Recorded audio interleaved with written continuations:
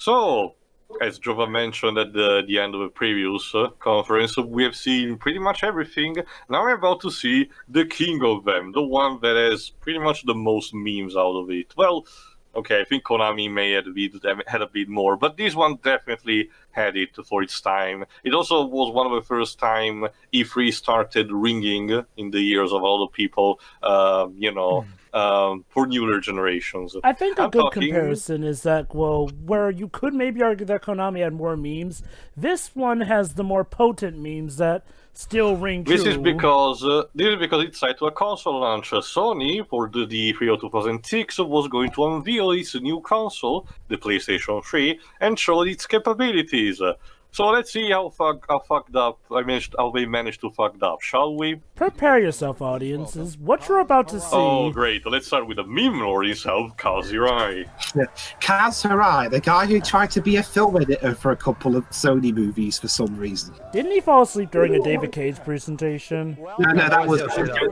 Alright, yes he did. Now, folks, what you're about to see is the equivalent of a king and queen taking down their pants, stripping themselves naked, expecting you to take them seriously, and basically lick up anything that they will spit at you. It is that bad. Like, okay. Yeah, most of these people aren't even in. Yeah, that's another thing we have to keep in mind, by the way, too. Like, I know, and don't get me wrong, I like Sean Layden too, but the truth of the matter, he was apparently okay with all of this shit, so even he's not exactly a saint. Oh, cool. Like I said to myself, a big part of the reason that Sony really took off in the 8th gen was mainly because they were opposing what Microsoft was doing. They still had a lot of their hubris problems and whatnot, and yeah, it shows even back here and there. Like, it's part of the reason why Jim Ryan is a nice change of pace because, well, I hate to say it, a lot of the old guard at Sony weren't exactly, the best planners for this stuff. Hell, we have Sean Layden to thank for mixing up remake and remasters, a problem that is still ongoing. Thanks a lot for that. Okay, so welcome to our commentary of the PlayStation logo. I mean, it's nice. Yeah, when's the can we actually Okay. perspective? Okay, I'm gonna be a bit controversial here, but okay, we've ragged on the Xbox One a lot, especially here at this channel, Squirm. But if there's one thing we cannot deny is that the Xbox One had arguably a better launch than the PS3 because of one thing, they actually listened to feedback. Like, don't get me wrong. Not just that, Joe. To the Xbox One's credit, that first year, they did have some... Oh, there we go. They did have more interesting exclusives than the PlayStation 3 had in the first 2 years. Yeah. So in some ways, folks, you could argue that this was one of the worst launches ever. And mind you, this was Sony, coming off of 2 successful generations. They absolutely roasted Sega with the PlayStation 1, then pretty much finished the job with the PS2. So you would think that for their third console, they would rise even higher. But once again, the dreaded third console curse strikes, and it struck hard. I guess it's not as bad as Atari's third console, at least. I forgot, what was it, the Jaguar? The 5200. Oh, okay.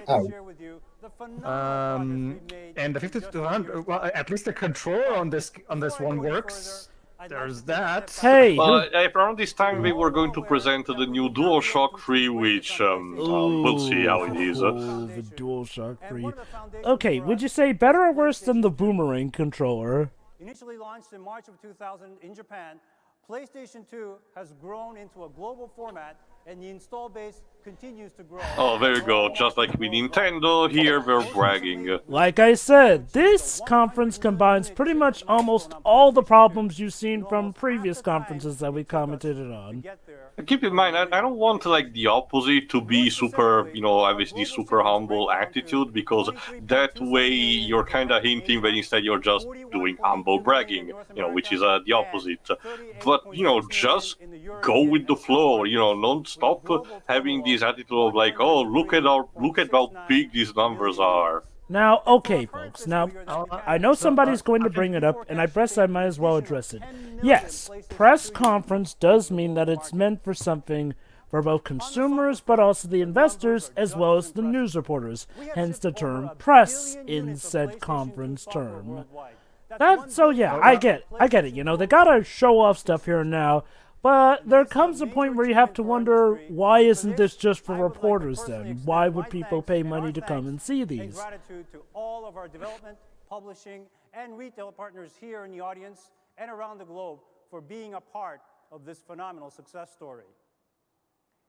In the 4 years since PlayStation 2 went online in North America, we have amassed more than 3 million registered users, all enjoying this generation's crown achievement, the essence of multiplayer and cooperative play in a networked environment. Well, I think I will argue that entail that Jim managed to strike a good balance where he literally starts the PSI event with enough for me. We're gonna have our games do our talk. Like he's not boring us with some statistics, but at the same time he doesn't sound over apologetic. You know, Yeah. so he manages to strike a good exactly. balance.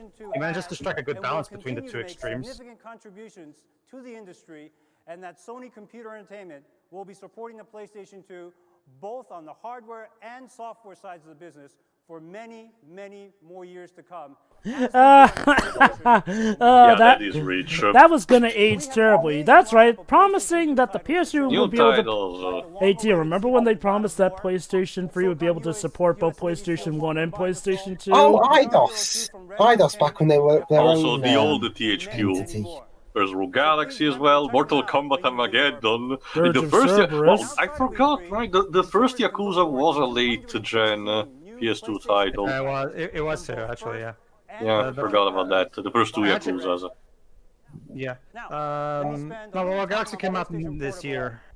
No, I know. It was also Oh, hey, PSP. the PSP. Actually, but yeah, I remember the PlayStation magazine that I was collecting at the time where, you know, we're hyping it up big, and in the negative section, the only point that they had in negative section was like, it's the last level 5 game for PS2. And for us, any product carrying the PlayStation brand has a lot to live up to. Yeah, the PSP kinda... Okay, the PSP was a good system, but it had a lot of flaws. So of course those flaws would get fixed up with the PS Vita, and we all know how the PS Vita turned out. Honestly, Joe, I don't really have many problems with my PSP. It lasted me for eons, basically, and allowed me to do pretty much everything that I wanted.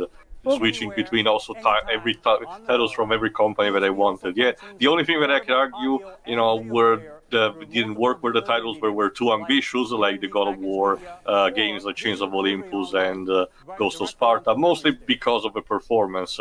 They were actually nice side games, but on the PSP, they tanked with the frame rate. By all means, still, that's good for you. I'm just pointing out that the PSP, the system did have issues. For instance, the discs. The discs... Oh, right, the UMDs. That was Sony's idea to combat piracy, and guess what? The PSP was actually one of the easiest things to crack.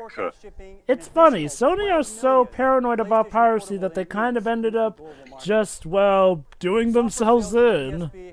I don't know, Pretty Joe. much. I don't know, Joe. I think Nintendo takes the cake when it comes to that kind of paranoia. No. Well, Sony Nintendo still succeeded in managing to sell the game. Sony is shutting in for its portable console to avoid piracy. Ultimately failed them because they combined that with a lack of proper support, initial support, mind you, and that's what killed. Again, the Vita got killed both by the lack of initial strong, release titles, and for the fact that the specific memory card costed a lot.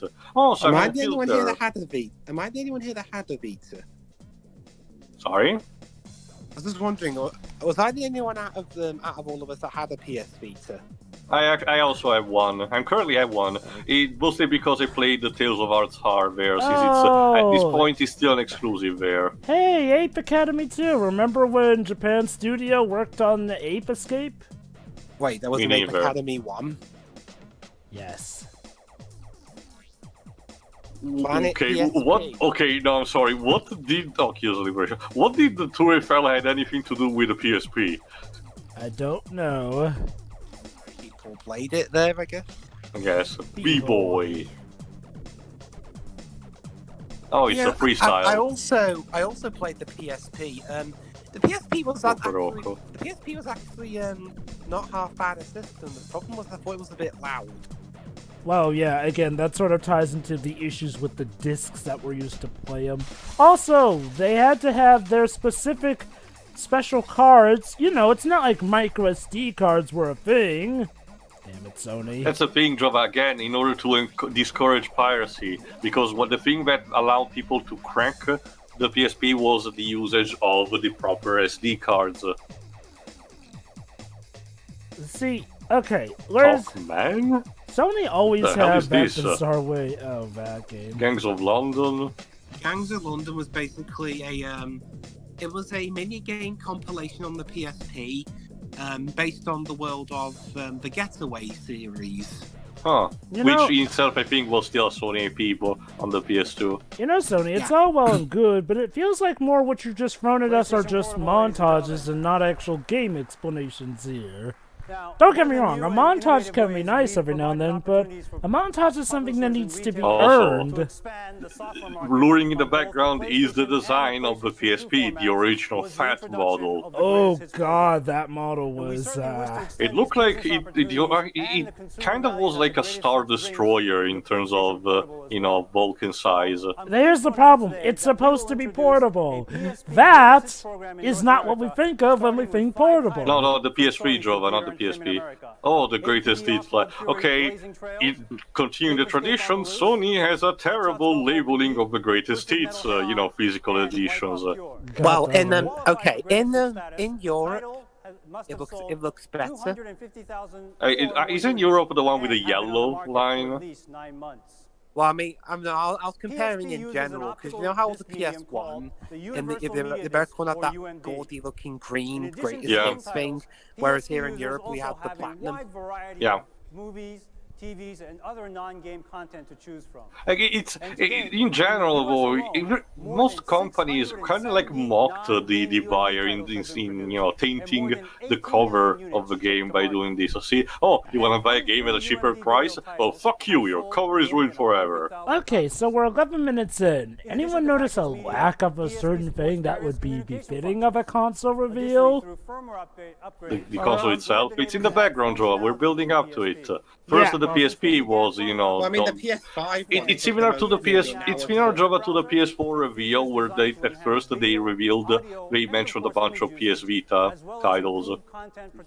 Well, and plus the PS5 reveal took a while to reveal the console itself. Well, that's the thing, though. I mean, that one started with PS5 games, though. And don't get me wrong, I sort of get it, except like I said with the PSP stuff, they didn't even really talk about the games in depth. It's more like they just showed us a montage of games, which, mind you, maybe it's just me personally, but I feel like a montage is something that, you know, needs to be earned, like in the sense where it's showing games that we're going to drop more on later, or after we've already seen the games in question. Otherwise, it feels like just glorified lip service. With games, Granted, I guess it's better My than God, nothing. people are flashing photos every second. Yeah, Jesus. that's the thing too. This is before the era of smartphones, so more often than not, you use the Even in cameras general, with I flash. understand taking photos during the speech, but like, give it a break. This guy is probably seeing his life flashing before his eyes. Tio, every camera shot matters. Besides, I know, but your eyesight do those too. My name is Sean GRAN, Charles, Tiffany, Billy Morgan, Kevin Kendra. Okay, let me quote Patrick Star for this. Who are you people? oh hey Harry Potter. Yeah, this is Times Square, like... Oh, it's a montage of asking people their PlayStation memories. What I love about the PlayStation is the feel of the controller in my hands. I like Damn straight. hard plastic and the little knobby bits. Can't argue with that. Eagerly awaiting the PlayStation 3. Third one, yeah, definitely waiting for that. I've been waiting. Team symmetrical. Yeah, I remember back when the PS3 seemed like something that was just a rumor, a dream, something to behold, like something that I only the remember, gods knew about. one thing that, See what the Brits think. My name's Ams. My name's Anna. My name is... oh mate, why are you filming me? I care on my Nintendo! Which is not what happened anyway. Nintendo is historically tanking the UK, but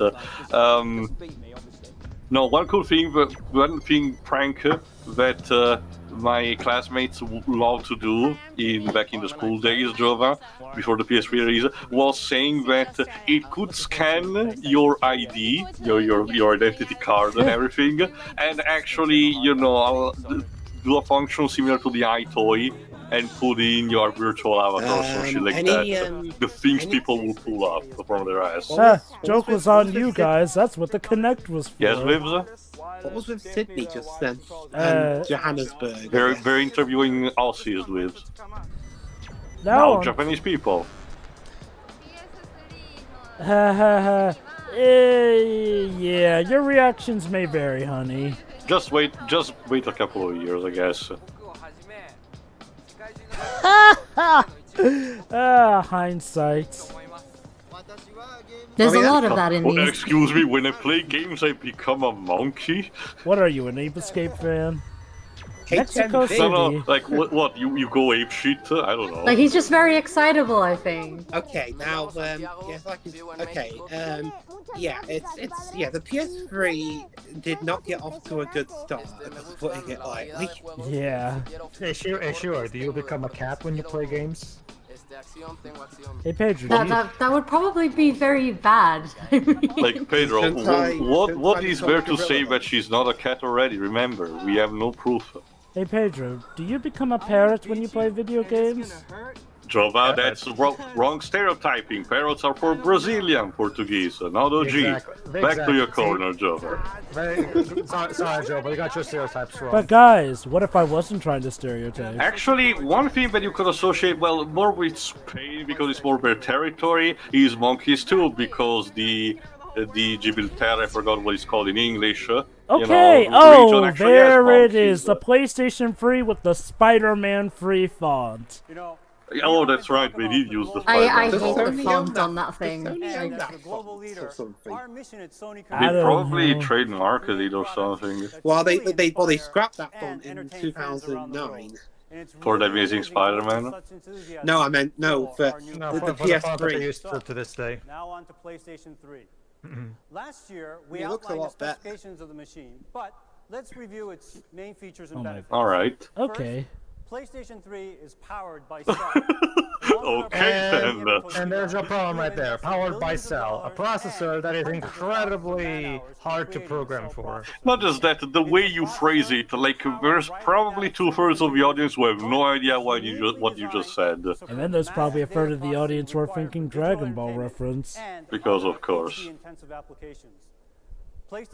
Oh boy. Okay. But yeah, one of the big selling points was, of course, the implementation of Blu-ray discs instead of DVDs, which still allows these very much more space than them. Didn't Sony create Blu-ray discs? They did, yeah.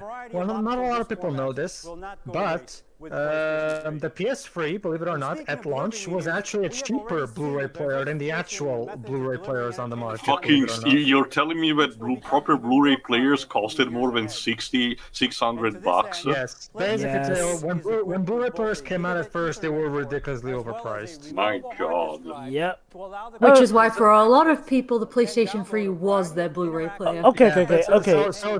So at the very least, too, at the time, the primary killer app of the PS3 was Blu-ray viewing. Okay. There you go. I might as well bring this up about Sony.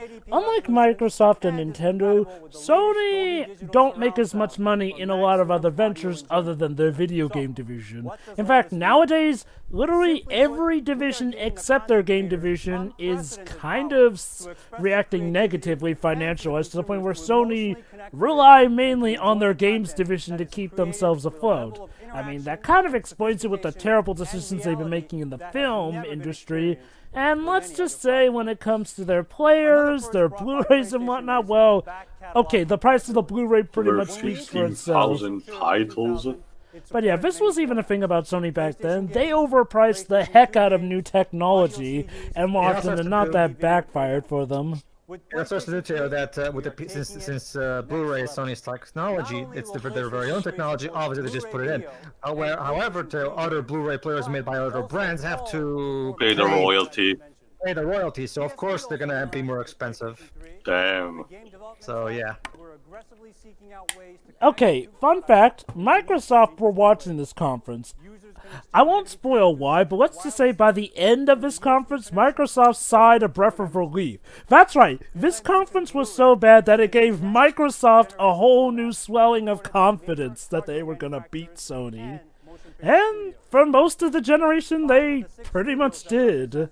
Yeah, the PS3 only managed to catch up to the Xbox 360 at the very tail end of the generation, mostly because of... And it really had to claw its way, you know, to get back to the position. Now, okay, pacing-wise, do I feel like maybe they're focusing maybe a little too slowly on the stats here? Now, okay, the amount of information about the stats, that's fine. What I think is the pacing issue is how much they drag on about, oh, how great the stats of the console are. It just goes back to that old lesson. Some of the things that are saying actually right now are more useful, like the internal storage of, you know, gigabytes.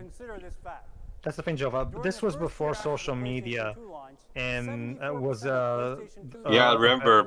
At this point, MySpace was like the new big thing that people thought you would catch on. So at the time, they had to explain all of this in how, unlike what they did with the PS5, where they spent the entirety of 2019 giving articles and interviews with Mark Sony explaining the technical aspects, so that later when they did the showcase recently, they didn't have to say anything and just go straight to the games. On the one hand, I will agree with you that, but my point is mainly about how much they drag on about it. Like, I feel like... Oh my god, seriously? Now you're just basically giving subliminal message. You see, guys, if you want a PlayStation, you will be compelled to buy a TV, an HD TV. You're a PlayStation enthusiast, as he put it. Did you feel compelled to buy an HD TV back in 2006? I don't think we got one till like 2008 or 9. Oh, so Kaz was right. There you go, guys. Kaz is right, apparently. As usual. He was 2 years late, also it's Dwibs. Well, round here in Britain, we typically wait for technology to get a little bit cheaper before we go out and buy it. My point exactly. I mean, again, this is sort of my point, though. Like, okay, talk about the stats, but then they drag on about how, oh, this will get people to buy HDTVs. Like, okay, necessities are one thing. That did not really need to be brought up. November 2006, worldwide launch. This actually was a big thing. Yeah. Well, I mean, here in Europe, a launch title for the PS3 was bloody Sonic 06. Great. And that was the worst version of that already terrible game. I know, right? Well, we here in Europe got Sonic Genesis, so... So a terrible year.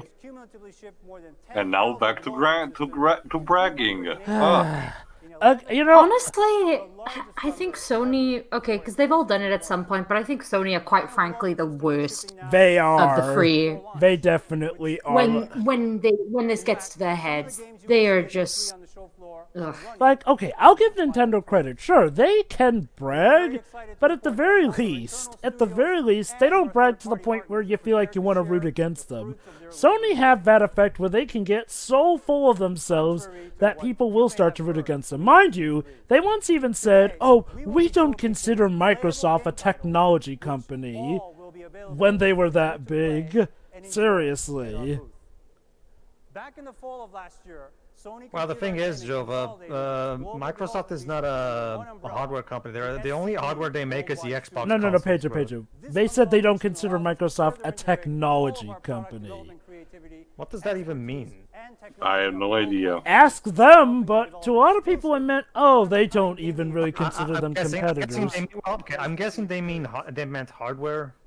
That's the only way I can make him, except he's Japanese, so he doesn't know English. Maybe that's the problem there. There's a mistranslation somewhere in there. Phil Harrison. Java, why don't you talk to our viewers about who Phil Harrison is and what he has been up to lately? Go ahead. Oh, good old Phil Harrison. Believe it or not, guys, Phil Harrison is a guy who handles console reveals here and there. By the way, Dwibs, good news for you, Dwibs, he was British. Yeah, okay. Basically, Shiroi, this Brit that you're watching right here, he was the head of the PS3 reveal. A few years later after this, he went on to be the mastermind behind the Xbox One reveal. Yep, the Xbox One reveal, but then it gets even better, folks. He was the mastermind behind Google Stadia. Yeah. Oh, hello, sir. I'm asking Shiroi, how the hell does this guy keep getting work? I don't know. I mean- mean, And the apparently bar he's seems to learned lower nothing. for him throughout the years, so maybe Oh. eventually he won't get any work. Yeah, like he gets to another review and he's like, guys, come on, this one will be successful, I swear. Jesus. Like, Well, the PS3 ended up being successful in the end. The problem is he was long gone after that. well. Yeah. And by the way, in terms of being successful, congrats, PS3. You became successful like the tail end of the generation to the point where almost nobody really gave a hoot. Now, don't get me wrong. There are now a lot of good games on the PS3, but in terms of winning the gen, well, Nintendo still beat them out anyway. And Well, and well, over- obviously, Nintendo beat out. All right, I think over we're gonna my- start. We're gonna start with Gran Turismo, Dweebs. oh boy. I think it was Gran Turismo 5 they started with.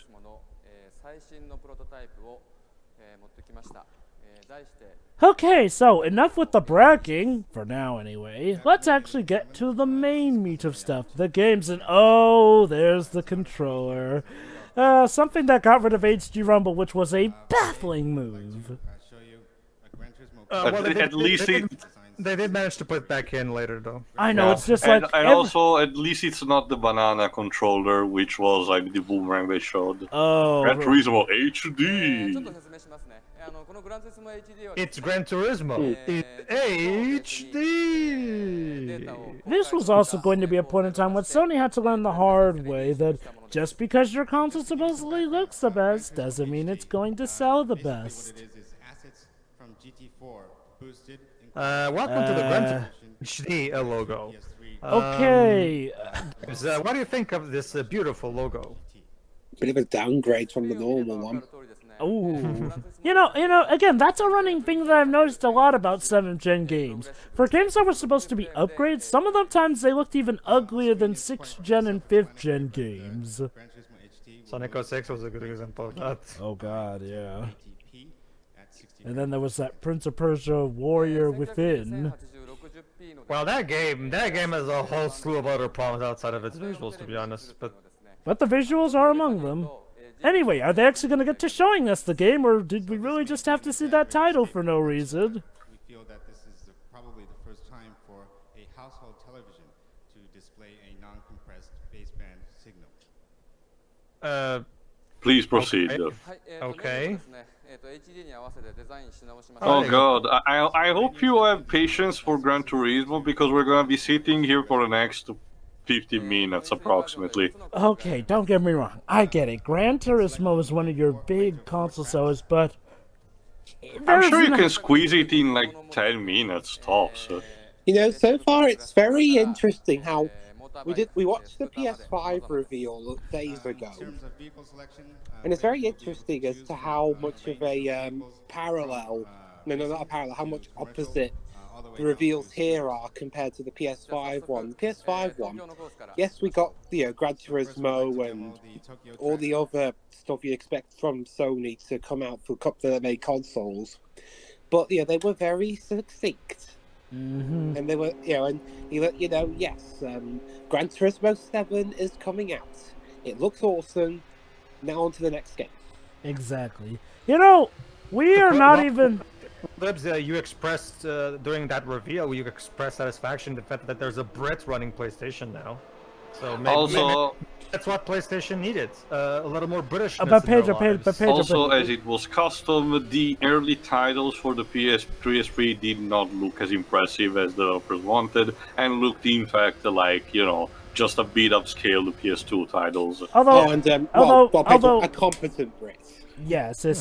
Let's not forget, Pedro, a Brit was the one running this reveal. True. Enough about me. We're gonna have the games do our talking. Hey. And back to 2006, we have Kazurai, or maybe Phil Harris if you want. Enough about games. I'm gonna have myself do the talking. Seriously, what is next for Phil Harrison? I gotta wonder. God forbid he... reveal for the next Nintendo. I was just about to say, God forbid he do that and somehow ruin it after the goodwill Nintendo have amassed with the Switch. But yeah, that is just the amazing thing about this. As Victor said, yeah, this particular Gran Turismo doesn't even look PS3 2. This looks like PS2 at best. It's impressive that it runs in smooth 60 frames, don't get me wrong, but... I'm guessing they downgraded the visuals to make it run at 60 FPS, and yeah, I can see why, because it's a racing game, so obviously you want that. Performance over everything. This was always an issue I had with the PS3, though. It's like, well, a lot of the games just did not look good enough to justify them not being able to come to the PS2.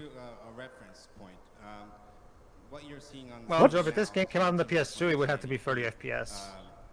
Well, again, I mean, that didn't really bug too many people, and we had a lot, and besides, they could have easily just downgraded the visuals like they did for a lot of PS3 games when it turned out that the PS3 wasn't selling as hot as they thought. Toyota, okay. Yeah, Toyota car company. There was something there in the bottom left corner. I was trying to read. They were promoting each model of the cars. So I suppose that's the price for a game like this. So if I understood correctly, Dwebs, the Gran Turismo HD is the temporary title for Gran Turismo 5. Yeah, but that's the thing though, before GT5 came out, there was a prologue for it that released. Basically, Gran Turismo 5 was taking so long to release that they had to they released a prologue game called Gran Turismo 5 Prologue. Oh my god! It's kind of like a Metal Gear Solid 5. Oh, like Kingdom Hearts 2.8. It came out in Japan in late 2007 and everywhere else in early 2008. The actual main game, GT5, came out in November of 2010. So, yeah. Okay, how could you make quite a wait? How could you make a prologue game to a Gran Turismo game? There's not really a story.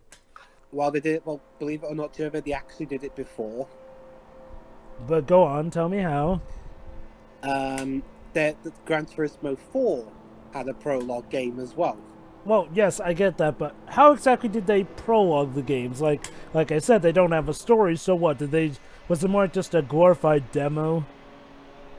Yeah, although they did have a lot of racing cars, and they had a few tracks, and in the case of Gran Turismo 4 Prologue, the one I can remember the most, they have like this little special mode where you can do special challenges in a loop, and you know, get some good achievements going there. Of course, it's called Driving School Mode. The only thing though, it only came out in Japan and Europe. Figures. So yeah, we're a little over a half an hour into this one, and already we've seen a lot of problems repeated from other conferences. Like, this is the first major game reveal we're seeing, mind you. And we're a half an hour The previous in. ones were only PSP titles, which, again, I didn't mind, but we were stuffed in between a lot of pointless fluff. Yeah, like, the pacing has been pretty bad. The fluff has been annoying. The bragging has been the absolute worst out of any conferences. Even worse than Nintendo's, I'm gonna be honest. And, oh boy, now that we're actually getting to the actual games, there's problems with the presentations as well. So, yeah, like I said, this is pretty much... This E3 alone could fill out the handbook of how not to conduct an E3. Phoenix, are you presenting evidence again? I'm thinking, actually. Okay, but we're trying to actually watch a game here. Like, did the people in the theater room were seriously in the need of a turning off the lights moment for watching this? Welcome to our playthrough of all prior Gran Turismo games. Yeah, it's a sort of callback. How nice. I guess, wouldn't you do that first? Yeah, I know. Again, this Gran Turismo presentation has been pretty awkwardly paced and placed. Like, you know, stuff that should have maybe been at the start shows up in the middle. Stuff that should have been at the end shows up at the beginning.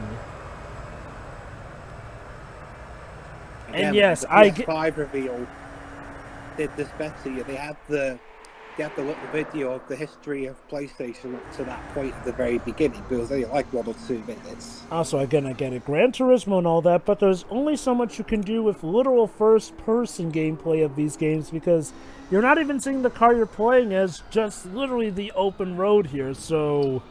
I mean, maybe it's about the different speeds, but they're not really talking about the different speeds for different cars, so...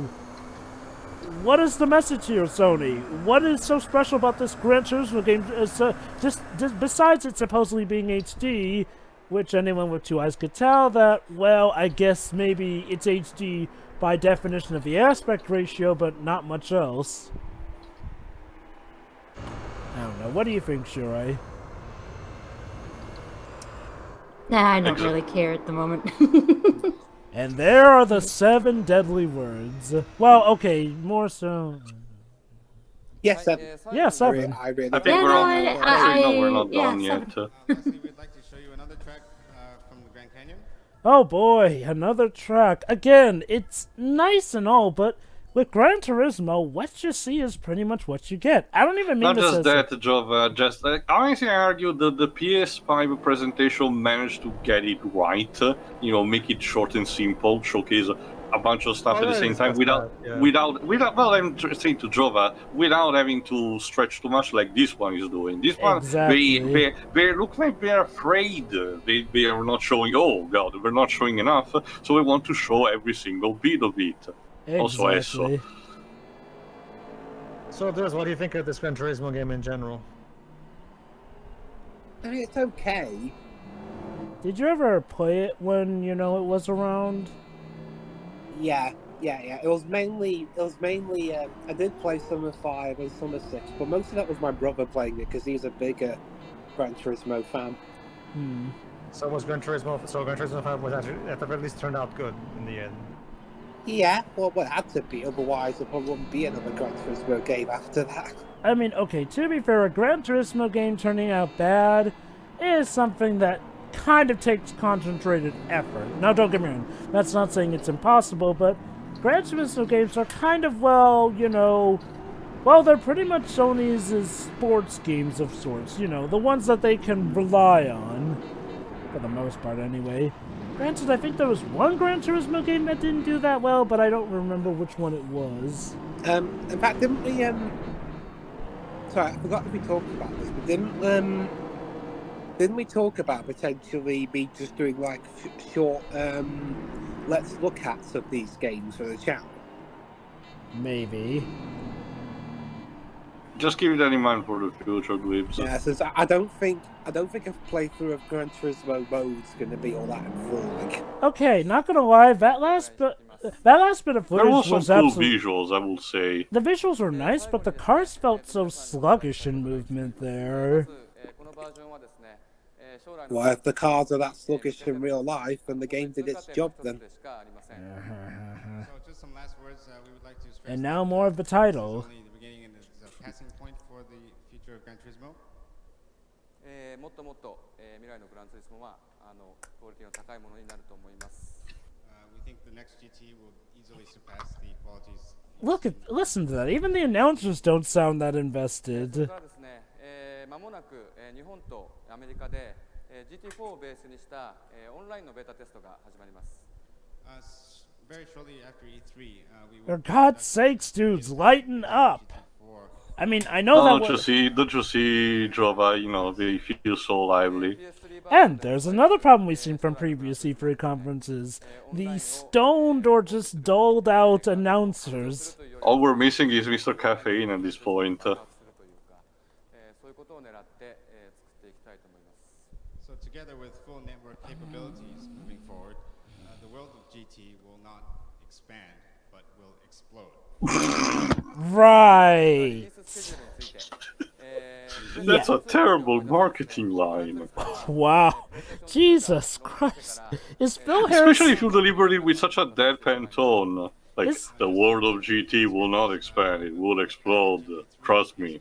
Okay, I gotta wonder, was all this planned by Phil Harrison and that's why this presentation is so god-awful? I don't know. 前回のように待たせることなくなるべく早い時点でですね皆さんの元に届けたいそう思っています。This time around, we hope to deliver the next GT not too far from the launch of PS3. Could you at least... Oh, so it's not even a launch game. Good to know. Thank you, sir. You've You have a good wasted day. so much of my time just for that. Thank you very much, Kazunori-san, Tsubasa, thank you very much. What an incredible presentation. And You don't even sound excited by it, Phil. I'm just reading my list. I don't think Phil is actually alive, Jova. I think Phil, he's you're actually a making me robot. angry, Phil. doing Tourist Trophy for PS2 a few weeks ago. So what you saw there was actually a relatively short period of time. Now, the God, next if that were short... Oh, this. Alright, kids. Sony wanted to do something else with the PS3 at launch, at least at launch. They wanted to introduce virtual reality cards. I'm even joking. The PS3 will scan this thing in front of them and will play accordingly through a special game that we were planning. computer vision. And here to talk about it some more is Dr. Richard Marks, the creator. As you can imagine, this feature caught literally nobody. It was even more short-lived than the one with 3DS. Jeez, that may have done even worse than the Virtual Boy. I argue the 3DS actually had managed to get his capture card technology live long enough with a couple of titles. Sony released, I think, what, 2 or 3 titles for this, and that was it. Wait, what's this? I forgot the name, the specific name. Eventually, it would be called like the Book of something. I forgot. I think that was the Harry Potter one of these. Yeah, I think we actually did like eventually like one themed after Harry Potter. I'll just say, 3DS did this whole virtual card thing better. And that wasn't even meant to be its main selling point. It was more like a mini but at game least it that was came part with of the the 3DS. system. Yeah. Move this one back a little bit. Place this one in here. Wait for it to instantiate. Considering how few people even remember this was a thing, that should be a good example of how I successful this remember actually also. was. I remember also this being heavily built up with the PlayStation magazines. So there's all sorts of combinations you could have with all the different cards. You can imagine with. Is this for the PS2 or is this supposed to be for the PS3? Well, I think, No, PS3. combinations of cards. Oh god, this really did flounder because I don't even remember hearing about how this did with the PS3. That's how bad it is. Especially made for this demonstration. Let me put that down and see what that does for the demonstration. And didn't you still have to buy an iToy for this or something? Yes. Goody. I actually quite enjoyed the games I played on iToy. That was actually, you know, there we go. The Eye of Judgment. That's what we called it. What? Okay, I just gotta see how it did. I'm checking. Great demonstration. I challenge you to a children's card game. It managed to have some expansions, but it managed to last for like 4 years because it got shut down on September 30, 2010. Wow. But it doesn't say here the reception though.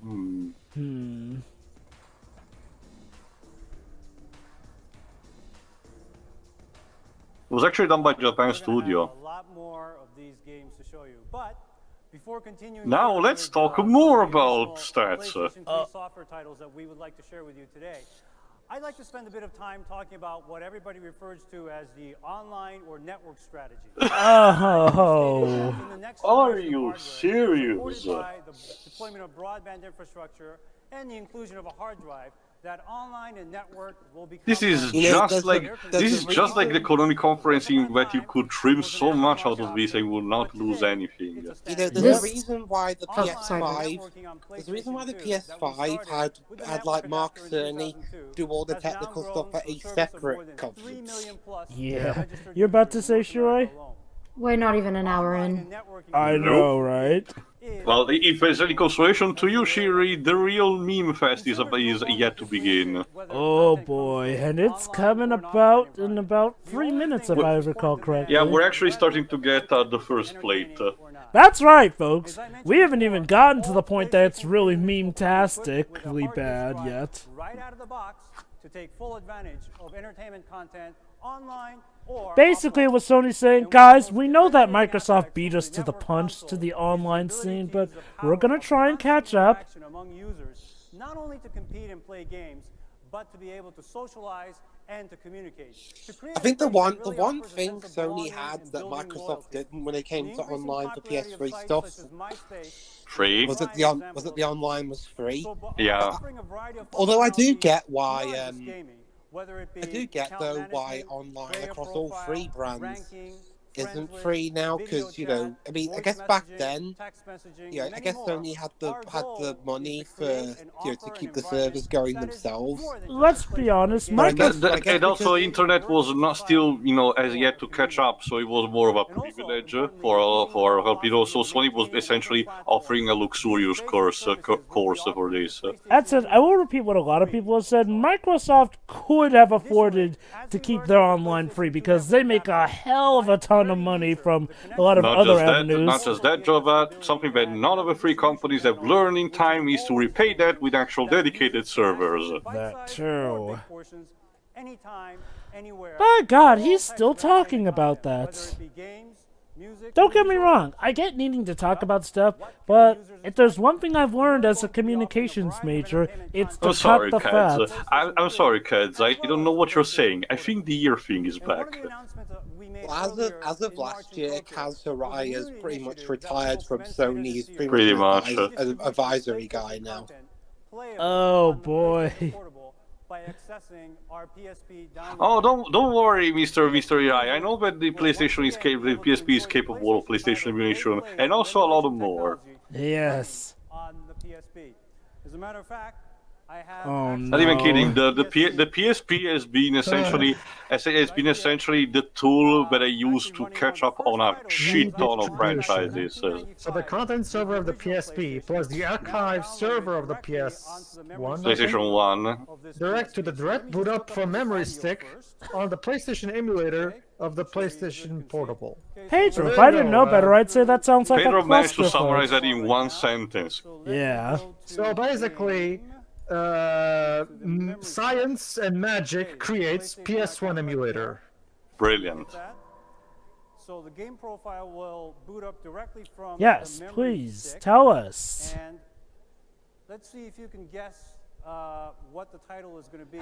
Oh, here we go. Here we go. Oh As a boy. matter of fact, this screen also brings back memories for me as well. I'm sure it does for some of you, and I'm sure you're dating yourself by saying that you remember. I don't know if you remember this particular. Oh no, I've heard it's Galaga first. Don't worry, Pedro. It's Because coming. Namco's what you're about to see. Of course, I'm not a very good player even there. Here we go. At least he's honest. There you go, listen. Ridge Racer. Remember An that one? awkward silence follows. Oh. Oh, now it begins. Hey. The best thing about this, in general, I don't know what's worse, the awkward delivery, the fact that it's forced, he's clearly not enjoying this at all. The fact that he's using a 1 gigabyte card for the PSP, which is terrible to do. What's sad is that the memes kind of outlasted the Ridge Racer series itself so far up to this point. Yeah, and that's also the other thing, Joe. Guess what, Joe? If you remember, Ridge Racer actually has a representative in Namco Cross Capcom. Oh God, that's right. This is another example of how we continue to identify and also innovate ways to leverage IP investments. Also, maybe it's just me, but dudes, I thought we were going to the PS3 talk. Why are we all of a sudden going back to the PSP talk? We interrupted the PS3 presentation to have more technobabble about the PSP and then show a quick game. Okay. You want to know a good example of how to do this? Nintendo's Direct in March of 2018 that we commented on, that we really ended up enjoying. You know what they did? They had the free... the digital cards. Oh God, those... Basically... Okay, the prototype of this, PlayStation Network card looks odd. I want to stay fine with the design they have currently, the blue one. Back to what I was saying, you know what Nintendo did with their Direct back then? They had the 3DS stuff, and then just had the rest of the show be Nintendo Switch stuff. No mixing in between this or that. Let's go shopping. Let's go shopping. Hey, Shira, wanna go shopping? No. That's stereotyping, bro. Oh, are we actually going to talk about I go the... shop. Whatever. Too. I go shop a lot. That stereotype is dumb anyway. But oh god, the old PlayStation Network interface, sorry, PlayStation Store interface, that takes me back. Yeah, that's the interesting thing, though. When it comes to the PlayStation Store on the PS4 works just PG with no issues. The problem is, when you try to use the modern PS Store on the PlayStation 3, ever since they changed from the little squares to the store that we know of today, that store could runs pretty slow on the PS3. Yeah, I just tested it for something that I had to re-download the other day, and yeah. It looks nicer, of course, but it's less efficient on the PS3. It works great on the PS4 because the PS4 is actually capable of running it properly. But yeah, they should have kept the PS3 store just a little squares, to be honest. Yeah, it looks uglier that way, but it's more efficient if you ask me. Also, SingStar Waves, you asked for it, I think, on the Konami conference. Well, yeah, I mean, well, the only SingStar game I played was the one on PS2. But guys, it plays music. Are you sure? Well, yeah, I mean, it plays music and you can sing along with it. Oh god, this is gonna get us. So guys, we've seen one game of the PS3, and now we're talking about, you know, stuff. Karaoke. Yeah. Boy, you know. Oh, thank god. For a second I thought we were gonna have to put up with them singing. Actually, we are listening to the singing, so. No, I meant the presenters doing this. Oh no, thankfully no. But for the people in the audience, since I'm not sure if I had to keep the song running, but just for the sake just to be super safe, Mr. Baldy McNoser is talking about you know, just the futures of SingStar and how it relates to the PlayStation Store and how you can download the songs that you want. Sorry, Theo, but that joke only would work if Phil had a mustache. Damn. Yeah. Well, maybe the hair of his nose is actually that unpleasant. Who knows? Oh god, I don't want to think about that. But yeah, again, noticing an issue here. We're focusing more on music than actual games. Don't get me wrong, I do like Destiny's Child and the song Survivor. Actually, I'm curious of this one because I never ran into it for obvious reason. Is Sony still keeping the spending limit for the PlayStation Store? The what? The spending. They mentioned the spending limit, like an amount of time you spend per period. Oh, no, they removed that since then. Oh, of course. Well, to be fair, I mean, I want to be able to buy as much as I want. I don't want any limits on what I buy. That's the thing, Pedro. I think with that move, they wanted to prevent a situation that is happening currently, like with the microtransaction of kids accidentally emptying their parents' credit cards because they... Well, Theo, it's up to the parents to make sure that doesn't happen. Come on, that's... No, I know, but I guess the thought process of Sony back then was to do this. I don't know. So basically, SingStar was a game that had its own base set of games, but of course you could purchase extra games on the store. I think it also had the regional exclusives, in a sense, because my country actually got a precise version of SingStar that included specific Italian songs. Now again, let me repeat. I get it, it's fine, you know, a karaoke game of sorts, but... Again, at this point we are seeing two titles for the PS3, and mind you, that was after the PS3 section got interrupted by the PSP section, which, you know... Just to say, hey, we can emulate the PS1 games, cool, What was even the point of putting that put there? Oh, God. Alright, I think right now instead it's time to talk about, the other meme fest.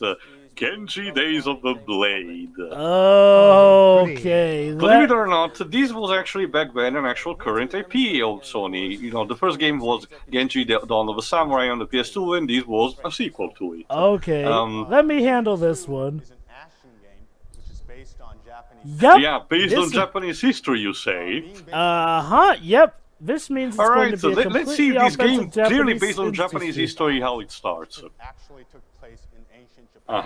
Yes. Yes, this is the predecessor to Ghost of Tsushima, guys. Don't you know? This will totally be realistic. That was one thing Sony were priding themselves on, was realism in games, which, don't get me wrong, was an interesting avenue in some ways, but for a lot, kind of just made things kind of dull.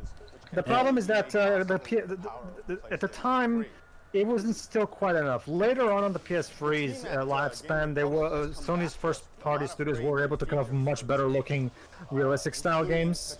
So the problem is, it was still a bit too early for them to start focusing on this. A bit too early. Not quite. It was almost there, yes, but not quite yet. They should have waited a bit more, a couple more years. Also, I argue there was a lot of unbalancing because most of the studios were relegated into trying to make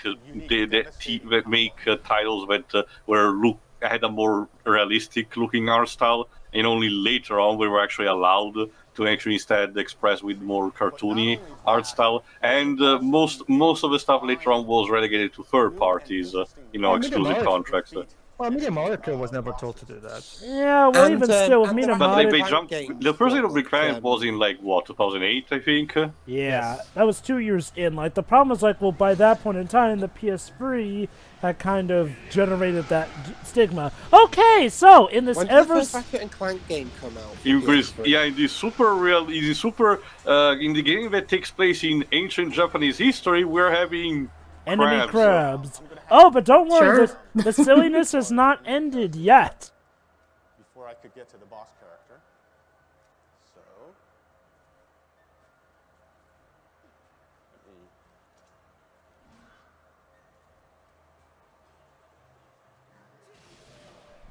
It's coming up in actually a specific point where he says it. It's coming up in about 25 seconds. The internet edited this bit of a conference to make the deck a smash cut. But of course, since the real deal we'll talk about, we're doing the same thing they did before. It's coming. It's coming in about 3, 2, 1. There we go. So here's this giant enemy crab. Wait, the way he sounds awkward in saying it. It's like he thought, guys, why did we say this was a realistic historical game? Crab. Okay. I'm going to remind you, Shirai, a game based on real Japanese history, because we all know back in the day, Japan had giant crabs, didn't it? They had an infestation of spider crabs, it seems. Oh, wait. Exactly. Oh. Drebs, I get the feeling this thing is not too realistic. I mean, it wouldn't be so bad if they weren't promoting it as realistic, but... Yeah, again, it's baffling why they would give such a blatant contradiction. Also, these AI... Wait, hold on, he's about to say it. There we go. And you attack its weak point for massive... Yep, that's right! It's the way he pronounces it, massive damage. Okay. And there you go. If you ever wonder where that name came from here. Yeah, okay. I finally found out where that meme came from. Okay. There you go. So now you know where that god-awful... We're having I don't know what you guys mean. This conference is a great history class. Yeah, I'm learning so many. I'm learning a lot about meme history. Okay. So the massive damage line. Now you know where that stupid joke from Mighty No. 9 came from. Which one? The one where Avi talks about attacking the robot dog for massive damage. Okay, yeah. Mind you, that game was released in 2016. It's interesting. That's the kind of joke you'd expect a Neptunia game to make, not Mighty No. 9. F106. I guess it kind of goes full circle because KJ Inafune is a weapon you can use in Neptunia. Yeah. I wouldn't be surprised if is there any Neptunia game where Noir does a joke like that, or anyone from Lost Not that I remember. None that I know of. Huh. I wouldn't be surprised if they did it at one point. Alright, we have another racing game, this time F1. I actually remember I had one F1 title for the PlayStation. Me and my sister were actually really excited to see how we play. We started completely butt-fucked by the controls and put it away and never open it again. I actually have a soft spot for these kinds of racing games, actually. Like, I used to play the shit out of Super Monaco GP on the Mega Drive back in the day. And it's still a very fun game to play even to this day. And I also really like Sega's Virtual Racing, the proper arcade version that M2 recently released on the Switch. I'll be honest, I prefer racing games where I drive cars, you know what I mean? Well, this is a car.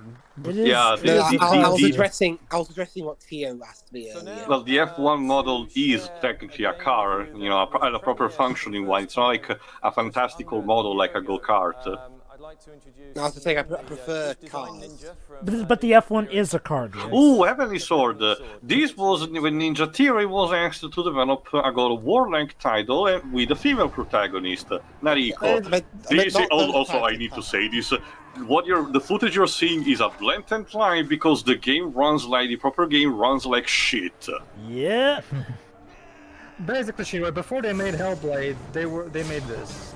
Ninja Theory. Honestly, Heavenly Sword is a title that I think it needs a proper remaster for the sake of everything. You know, a better graphical quality, better frame rate performance, proper trophy support, and it gives the proper chance to new audience to actually catch up onto it. Because it was a launch title for the PS3, yes, but it had the part of its charm. Ninja Theory managed to perform. One was one of the first to perform proper motion capture technology based on the voice actor we were using, and the pioneer of that was having the villain. The very thing about it was having the villain voiced and played by Andy Serkis, which, as we know back then, had managed to get a name for himself thanks to Lord of the Rings and the upcoming. Well, no, I think it was already being released, the Peter Jackson's King Kong. And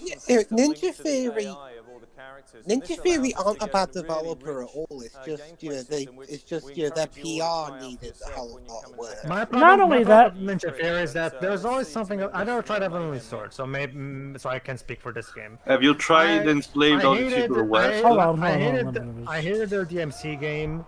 Sorry, Dibs. I really like the concept and the overall story of Hellblade. I didn't like the gameplay at all. I found the puzzle design to be kind of really terrible. I'm sorry. Yeah. But I mean, don't get me wrong. I really like the story and what it was trying to do in terms of the subject matter it was trying to do. It's just the gameplay that I found to be very poorly made. Have you tried Enslaved Odyssey to the West?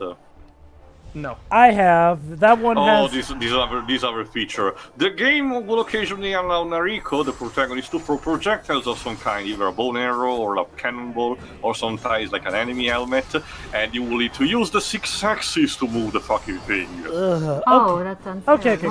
Also, the better thing, Shiro, is the fact that a lot of these sections are obligatory, and if you fail them, you get a game over and you have to restart all over again. Okay. Allow me. But Tail, does this game have a giant enemy crab in it? Okay. It has giant enemy elephants, if I recall correctly, so yeah. Okay. Fine. Allow me to bring up the major issue with Ninja Theory as a company, aside from their god-awful PR here, is that in a lot of their games either wear out their welcome with the gameplay because they don't change up enough stuff, they have arbitrary game decisions that just seem to be placed for arbitrary difficulty, or just the gameplay feels like a good idea, but one that never really works out for the full long run of it. And it's or maybe it's just a completely innocuous piece of wasteware like Bleeding Edge. That's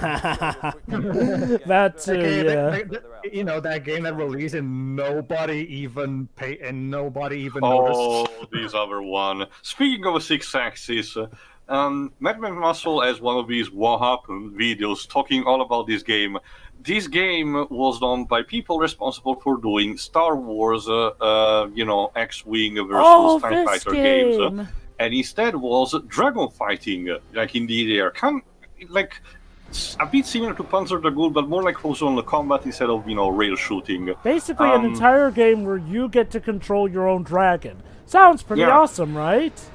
Sony mandated it that the developers would have to make it obligatory to use the 6-axis to control everything, when the game was not built at all at it. So the studio had to forcefully rebuild the game control from the ground up in a short time, but still begged for Sony to give the option to use the traditional controls, but they denied it, and only a couple of months later actually allowed a patch, but it was too late. The game was a bomb, nobody liked it, and the studio was killed. As was the franchise, too. Good job, Sony. Good job.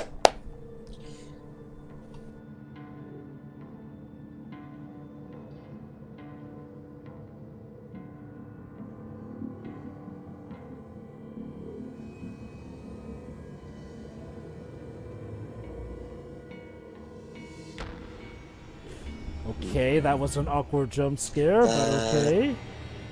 I think this is. I thought this was a scrapped getaway free for a second. Actually, I think this is getaway lives.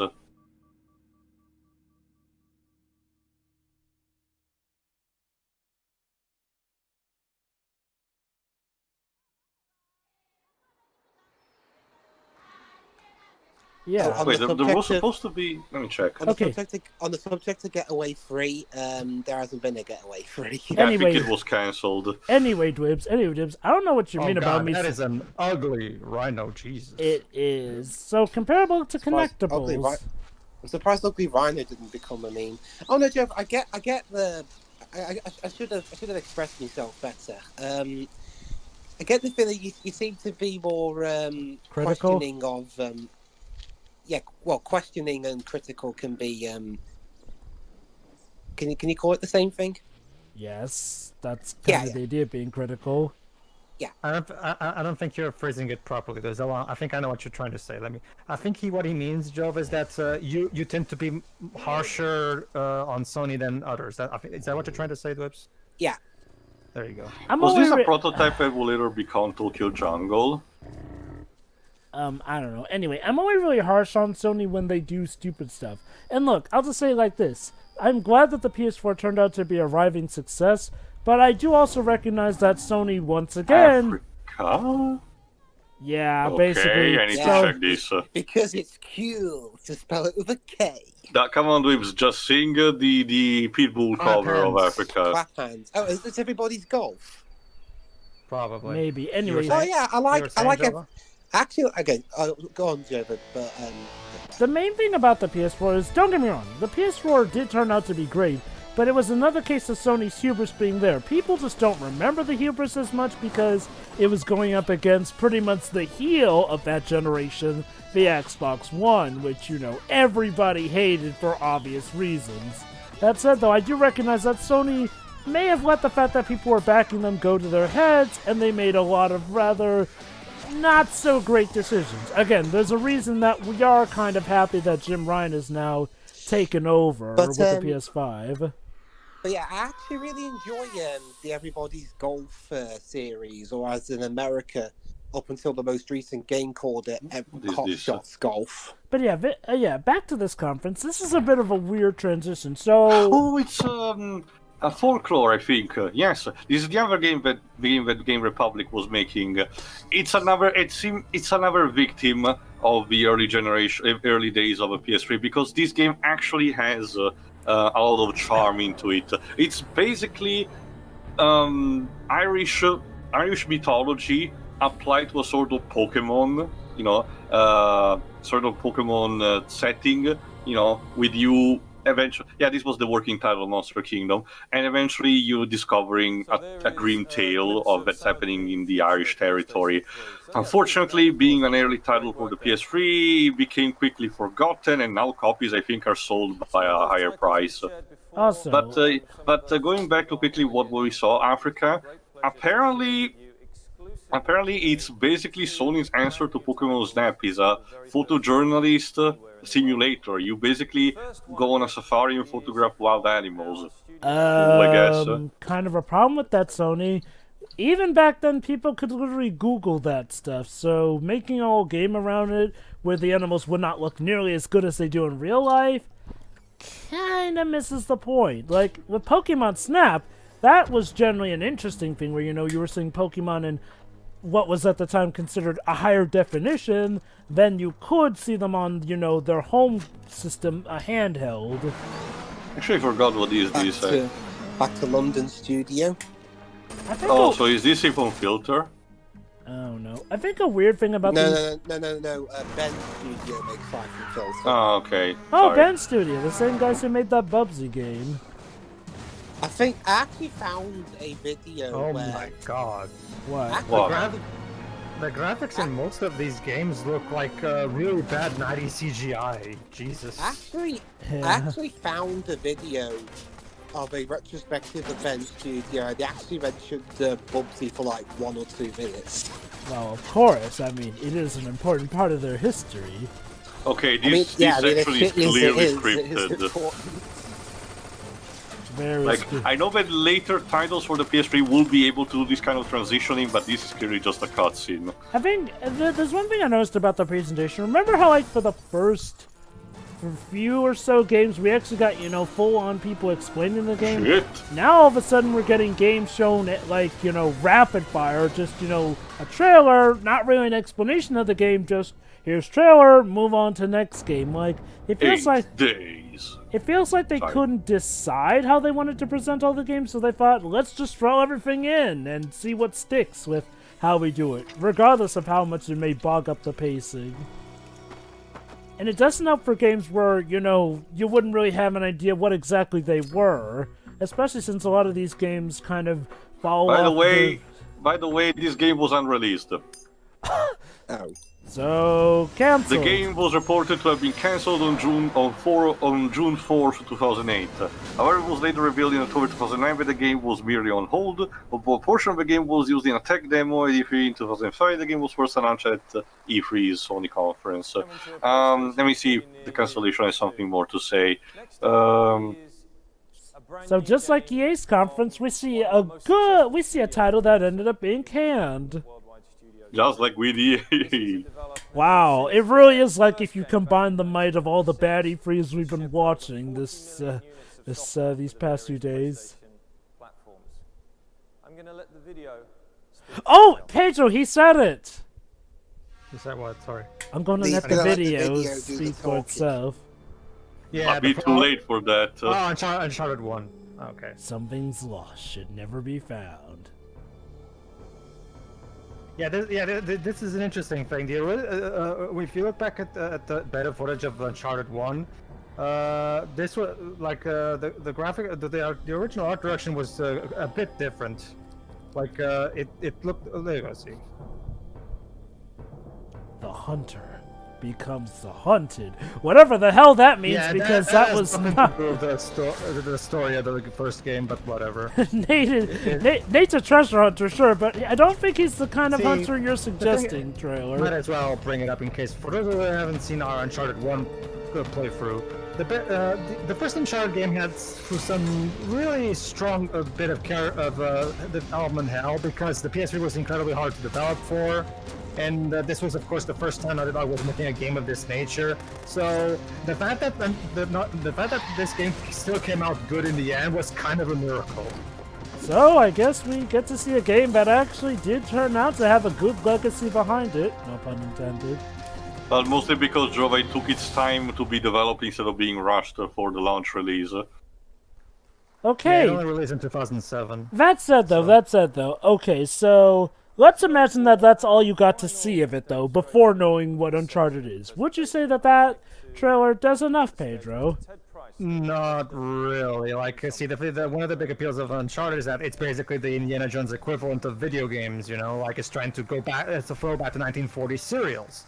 Adventure serials, I mean. Here we go. In the same way that Indiana Jones was, This is the other big thing that happened. Insomniac, who up until this point had managed to strike successfully with first Spyro on the PlayStation, thanks to the contract with Universal, of course, but then on the PS2 era with Ratchet and Clank, now was tasked by Sony to do something completely different, something that was clearly out of their comfort zone, because as soon as we were done with, I think, the second game of this, or even like already after the first one, they came immediately back to developing Ratchet and Clank titles. Let me put it like this. They did develop Ratchet and Clank in the meantime. That's what I was saying with. The case with Insomniac This was is... part of Sony's mandate to have most of its main studios to actually start developing more games that had more realistic, a more realistic art style, because Sucker Punch also fell into this with Infamous. Yeah, the case of Insomniac is pretty much the opposite of Naughty Dog, whereas Naughty Dog did kind of want to move away from more of their cartoony stuff. Insomniac did not, but were forced to get with the program. Enter in this Resistance, project. Fall of a Man. Basically, I will say this though. Resistance actually has an interesting concept. We couldn't make it so much boring. It's supposed to be set during the 50s, I think. So similar to a World War II shooter, but the twist is that it's an alternate reality where aliens are invading the UK. And you, an American Marine, has to, help them to fight them. So it has an interesting idea, and in true tradition with Insomniac, you can potentially use bizarre weapons that are part of alien technology, which gives some variety instead of having to rely with the same boring pistol and M16. So did the game turn out to be good? Fair enough to spawn a trilogy and some spin-offs, one on the PSP and one on the PS Vita, but I argue it's there. Like it's better than your average shooter, but it's still not that much. That's pretty much how it also doesn't have that it followed the Gears tradition of having everything look gray or brown. I think that's an issue with the PS3. You could sum up a lot of the franchises that the PS3 spawned as just being there, and it felt like they kept them out of necessity rather than them actually being good. I think of a bunch, Infamous is the franchise that turned out for the better because one, it allowed, it was the one that was, despite the realistic art style, they tried to do something the more fantastical with the superpowers. I know that I'm saying this while you're killing technically aliens, but it's a bit similar in how Gears handles the Locust. You could replace them potentially with humans, just give them a bit more personality and not much will change. And then of course you have to role model the plot after it. With Infamous, you have a superhero story where normal human beings have to deal with superpowers, which was also a good excuse for showcasing the technical capabilities of a PS3. But not just that, Sucker Punch also could still develop the series while continuing to do what they were doing, gameplay-wise for the Sly series they were doing. Have a sort of open world game where you could, a sandbox open world where you could do missions, of different kinds. And Infamous is very similar to its predecessors in that regard. The only Infamous game I've played is Second Son. On the PS4. And that and its spin-off game, or the First Light. The First Light, which is basically, it stands to it like Lost Legacy stands to Uncharted 4, basically, lives. Alright, back to talk about this conference here. But yeah, it's like I said, it's weird, so now we're actually getting another gameplay demonstration. Whereas with the last two games, some of which could really have used actual game demonstrations, it's just one trailer, we don't care if you're able to tell what this game is, just zoom, zoom, zoom, zoom, zoom. Again, I get maybe with stuff like Africa having just the one trailer, but a lot of these games I feel really could have used an in-game demonstration. 8 days I had a fake gameplay trailer because I can't believe that was actual gameplay footage. There's no way that was real, yeah. So, yeah, again, we have a schizophrenic pacing problem here. They can't seem to make up their damn minds, especially when this is not helped by the pace of this thing. Like we mentioned before, this thing takes its sweetest time to show anything, and the way trailers and gameplay demonstrations are paced is awful. Let me get this straight. You wasted 15 minutes on Gran freaking Turismo, but you couldn't give a gameplay demonstration of Uncharted, a flipping Naughty Dog game. Remember, Joe, the game was probably not ready for such a big demonstration at the time. That's the development hell. It's a problem. Then why even bother bringing it up? Okay, I think we're about to talk about third parties now. Oh, they need to show something. That's the thing, Joe. They need to show something. I guess it's kind of a damned if you do, damned if you don't sort of situation, but it really just adds to how not good this whole thing is. Mind you, how terrible how horrible this press conference is. Well, first, let me share with you a collection of titles under development from the third-party. Yeah, Yes, there you by go, all third-party means. showcase. See, now, here I understand more of montage because, you know, third parties tend to be somewhat more hands-off with Assassin's stuff. Creed. There you go. This title did turn out to be good, so fair enough. Well, the first title is infamous for being an early installment weirdness fest. Oh, wait, it's that's still the one right. that hasn't been remastered properly yet. Oh, that's right. This is the first one. Never mind. It's a shame. I think a remaster could actually make it benefit. This is... Oh god, I forgot. I know this one. I think it's Armored Core. Gundam. Do Gundam games ever get released outside of Japan? Only recently, Dweebs. Bandai Namco is actually becoming more lenient in localizing licensed products that are doing. Gundam. Oh, son of a... it's Gundam, alright. Huh.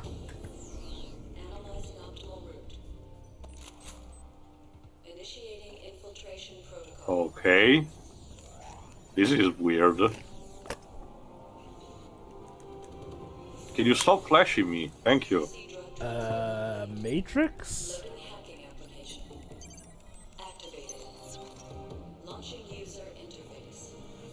What?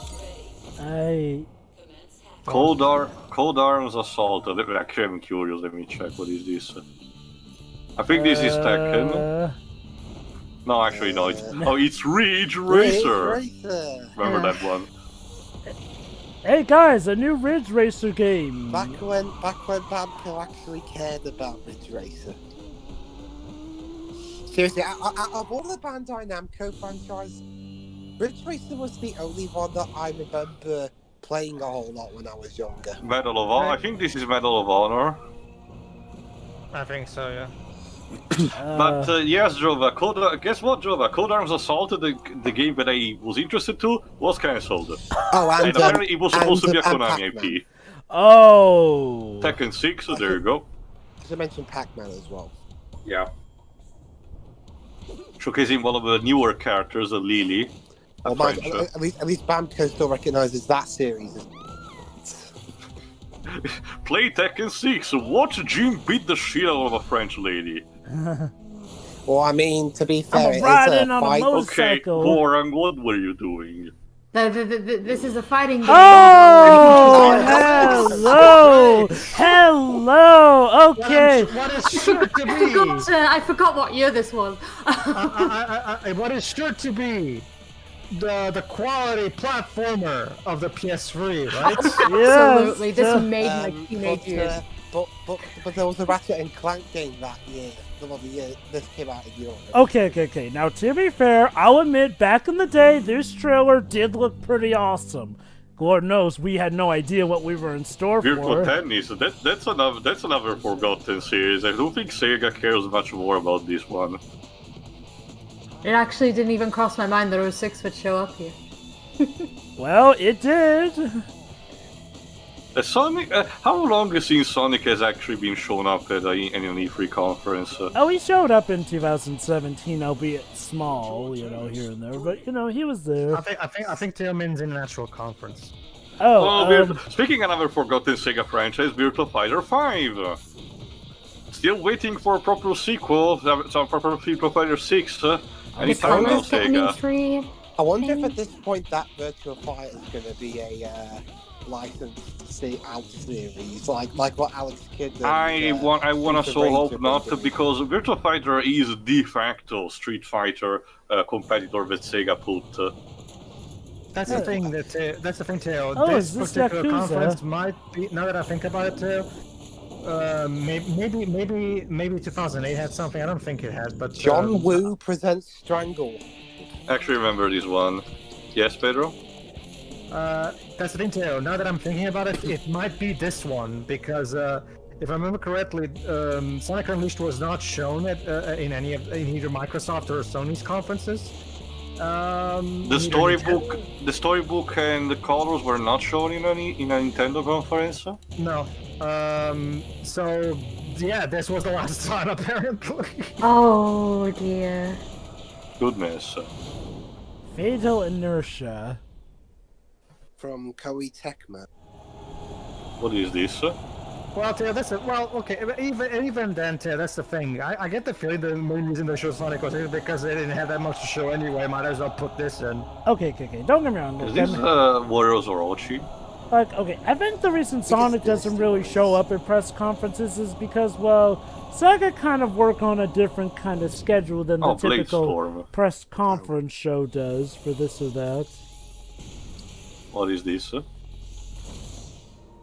Oh, I think this is Armored montage, Core. I think.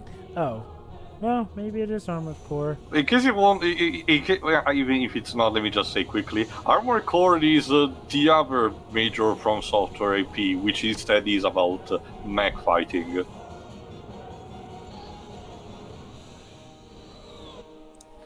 Yeah, I think it's Armored Core. There we go, Armored Core 4. Believe it or not, Jova, the recurring character of Patches actually originated in an Armored Core game and later got migrated into Miyazaki's developed game. It's me great pleasure to introduce this company back onto our stage. They have been a staunch supporter of the PlayStation format over the years, and we are truly inspired what they have under development on PlayStation 3. Ladies and gentlemen, please help me to welcome back Electronic Arts. Oh no! Brilliant. I mean, it's not. At this time it wasn't Andrew Satan Man. Instead, it was this guy. Larry Prob.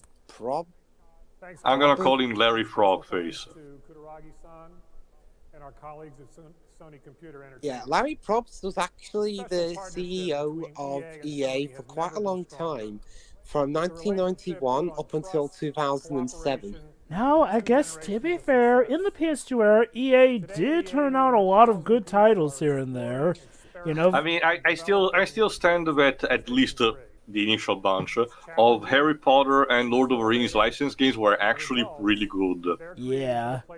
It's just then that... the Half-Blood Prince video game happened. Here's the thing. The EA that we know and hate started to emerge in the PS3 era, which is why me and Tio groan.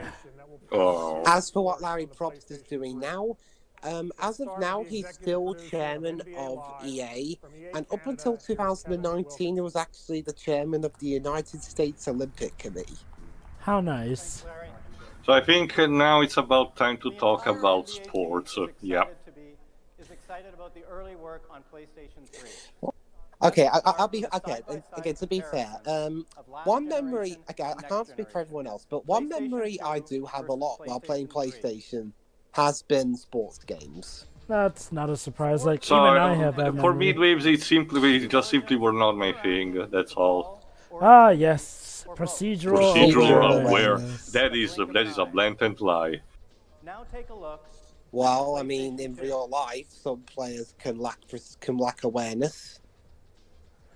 Yeah, this is clearly just staged. Don't you see, guys? The PS3 is so much better than the PS2. With procedural awareness, we Clearly. are creating players with personality. Which is funny because the PS2 would still get some major games for at least a couple of years into its life. I mean, it got Persona 4 as late as 2008. Translation, Dwibs, the PS3 didn't do so well as we imagined, so we're still gonna support the PS2 to keep us afloat. Well, it was Atlas that were releasing Persona, dude. Well, my point is like, well, that's kind of how it went for a lot of games, you know. In general, Dibs, Atlus was pumping the PS2 with a lot of titles, so I guess for Persona 4 we were like, sure, let's just keep raising that there because we know we have an audience there. Yeah. I mean, how the last... I think the last PS2 game was a FIFA game in like 2013 or 14. Well, that is similar to Just Dance Dibs, as we noticed. Sports games get released on very early gen consoles because there is a market for there, especially in South America. You know, EA, it's all well and nice that you're talking about this, but why not actually show us how this could work in-game, mind you? That is because, Jova, what we're showing is a blatant stage lie, so we don't have the gameplay footage for it yet. Again, this was truly the start where EA was starting to become more scummy. Well, I Where, mean, as you can see, whatever they showed about awareness and food planting is instead replaced by very clunkiness control.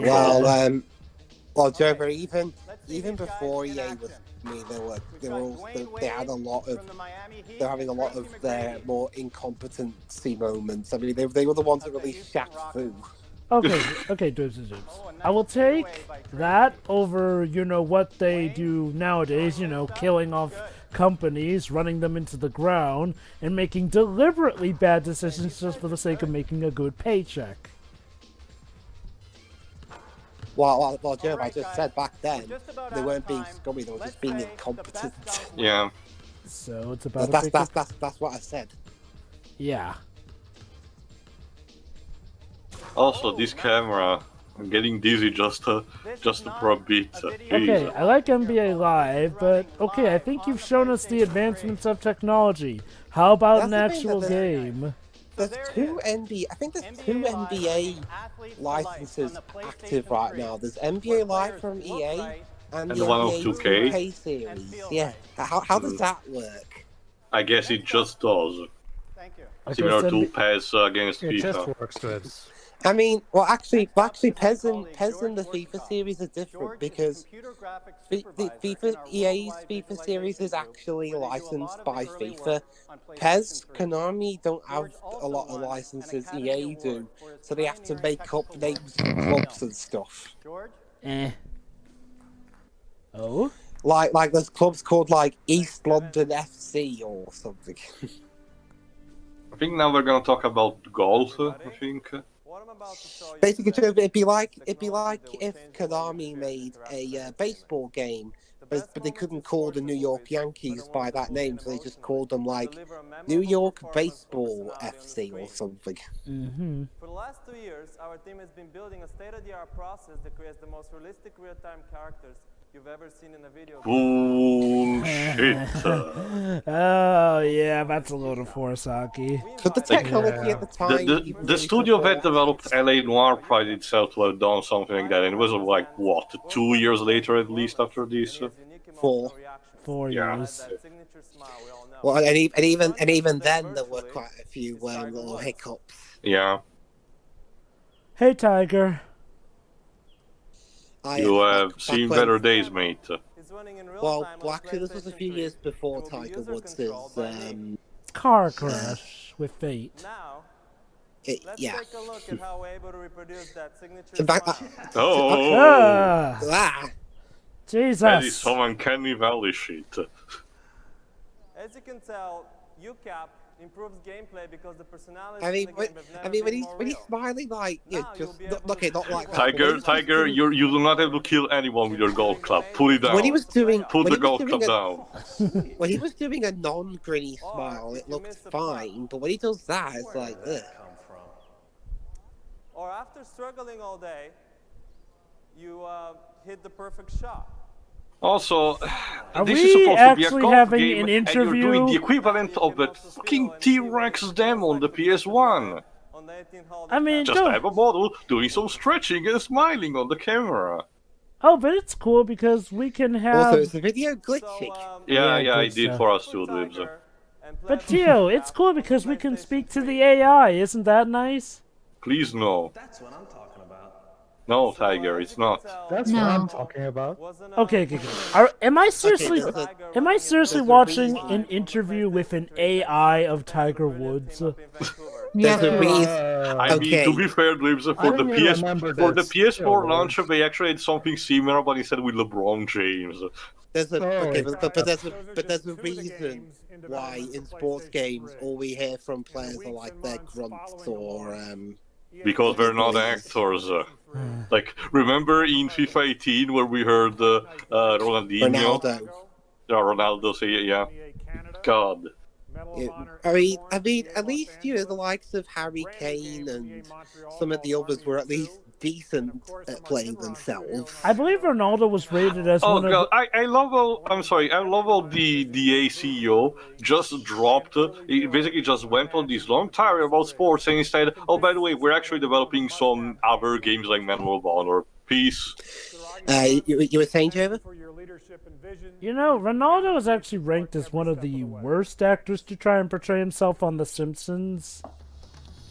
Because he's a shitty actor. So, yeah, they mentioned Medal of Honor, but we're not going to show that. Was it even ready yet? No, he just said that the studios were. It's kind of similar to what we mentioned about the Star Wars initiative, about the next generation. They were saying, all our studios are working tirelessly about the new IPs and continuing existing ones for this new generation of consoles. Oh, look at that! Yo, the actual game doesn't look nearly as good as that AI model that they were touting. Maybe because I don't need a very responsive Army of Two, the one new IP that we were developing. Oh, hey. Medal of Honor Airborne. There you go. Okay.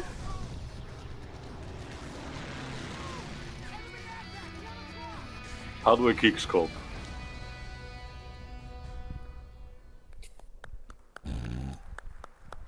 Thank you, Larry. Delayed reaction there. Dear Lord. Ugh. Now, we're excited to give you a sneak peek at the latest development from a company known all across the globe as a great storyteller across the globe? role-playing game category. Oh, Pedro, I think they're about to show her. They're about to show her. Great. Wait, what's this? The JRPG that's sure to sell a lot of PS3s, Shiroi. The JRPG that's going to clearly create a whole new generation of fans of the genre. And Joe Bunch decided to take the worst time to be a big. Wait. God damn it. Oh, okay. Jove, are you back? No, he's not. He can't see Final Fantasy 13. And keep in mind, Shiro, this is an early build, any prototype, because while some of the cutscenes are identical to the finished product, the lighting model is different, and especially the combat they will show will be actually very different. Yeah. Well, I mean, it was there you go. It's, believe it or not, it's actually more similar to the one of Lightning Returns. Apparently, the fan response was the one that changed it to the one we know and love to this day, to make it more similar to a turn-based, even though it has barely anything to do with it. I will say this: it's the best-looking game on the console so far. Because remember, this was back when the game was still PS3 exclusive. In true tradition, Square was trying to put the money to try to keep faith to having the most high-fidelity graphics for the new generation. Also, aren't there supposed to be other characters in the game? Yeah. No, Lightning is the only one that matters, don't you know? I love the fact that Saza, the one that shows Get these whips, get these whips. That final cutscene with Lightning pointing the sword at the robot, there's supposed to be another character there, Sans, the African-American guy with the afro and the pistols. He was literally the last character to be presented in the interviews. Before the game launch, mind you. Dwibs, Lightning is the ultimate waifu. She's your goddess, actually. Oh, yeah. She created this world. She's yours to serve and protect. She is God. There was a reason why in the WWE playthrough that I did, when I created that core, that I called her the Toby's waifu. Now it's time instead for MGS4, i.e. the Kojima game. Well, at the time, let's face it, this was the only game they should have turned out to be, indeed, the first ever killer app for the console. I'm surprised they did not have an English, speaking trailer ready at this point. I guess they haven't finished the voice recording yet, but anyway, here it is, everyone, the greatest movie on the PS3. Not just that, you can already see from this trailer that some sequences will lag. Yes. Jova, you missed the Final Fantasy 14 reveal trailer. Actually, I was watching it. I just had to mute myself, but yeah, I saw it. That said, so there you go, guys. We have Sonic 06 and Final Fantasy 13 shown at the same. Well, again, we were not kidding when saying when this conference culminates everything. Okay. Now I'm gonna do something what you did with this Joe. Okay, to be fair, at the time, all of us were excited for Final Fantasy 14 because we didn't really have any reason not to at the time. Yeah. I was excited for 06. God, that frame rate. Basically, allow me to give you a little bit of information. You know how in Sonic Forces, it's about Sonic and the other characters banding together against Eggman because he took over the world and freeing the world from the oppression of Eggman. Metal Gear Solid 4 is basically that premise in the same way, in the sense that Snake and his friends also have to take the world back from the Patriots, aka the villains of the Metal Gear Solid series. I'm just gonna say it also has to wrap up the entirety of the franchise. I'm just gonna say this. Yeah. I love Metal Gear Solid 4, but the game could use a serious remake. Like, okay, for several reasons. First of all, that frame rate, man. The PS3's frame rate of it is something to behold. Secondly, yeah, it has to mush in a lot, and while I do like the story overall, I do feel like the story could be crafted out better. And then third, there are the production values. Basically, the reason this game is 70% movie and 30% game is because it had 10 years of lore to wrap up, basically. This is Raiden, the protagonist of Metal Gear Rising, that we talked about in the previous stuff. Also, is a remake even likely to happen anymore? That's the thing. Yeah, I don't a good know. point, Jova. I'm pretty sure Konami stuck this game in the dungeon, Jova. Okay. With the rest of the Metal Gear franchise. I know. It's just like, I'm just saying, if ever there's a game that could use a remake, it is this game. Like, I know people talk about. I will argue the first Metal Gear Solid is probably a best pick before this one, though, because doesn't it already have a remake? Yeah, okay, no. A remake that is a bit more faithful to the tone of the original. Also, Jova, how funny is it that the theme we're hearing, the theme of love, will be 2 years later, we'll get a remix in Smash Bros. Pedro, remember Kojima had to approve of Twin Snakes. Oh, this. I never said otherwise. I never said otherwise, and I disagree with it, and I disagree with him there. I guess Dwibs' point is like, well, I guess Kojima considered it in line with his vision enough. Yeah, nope, it would be coming in 2008 if I recall correctly. I will, however, say this, Dwibs. When the Metal Gear Solid Legacy Collection came out in 2012, the PS1 version was the one that came with it rather than the GameCube remake. That should tell you something. Wasn't that because of the deal that Nintendo had to have it exclusive? Because... Well, if that's the case, they did a better job there than when they did with Capcom with Resident Evil. Okay. Here's the thing. Nintendo loved to make a lot of exclusivity deals back in the day. Oh, Ken Kutaragi. Yeah, for those who don't know, Ken Kutaragi was actually the console engineer of the PS1, the PS2, and the PS3. So basically, Shiro and Dwibs, this is Mark Cerny's predecessor. So what happened now he's inviting us to go to Fantasy Island. So, sir, what happened with the PS3? Honest question, like, the PS3 is kind of a monster. Mistake. Pretty much. Also, buy a longer, dress. These sleeves are clearly too short. Again, you know... Jacket, you mean?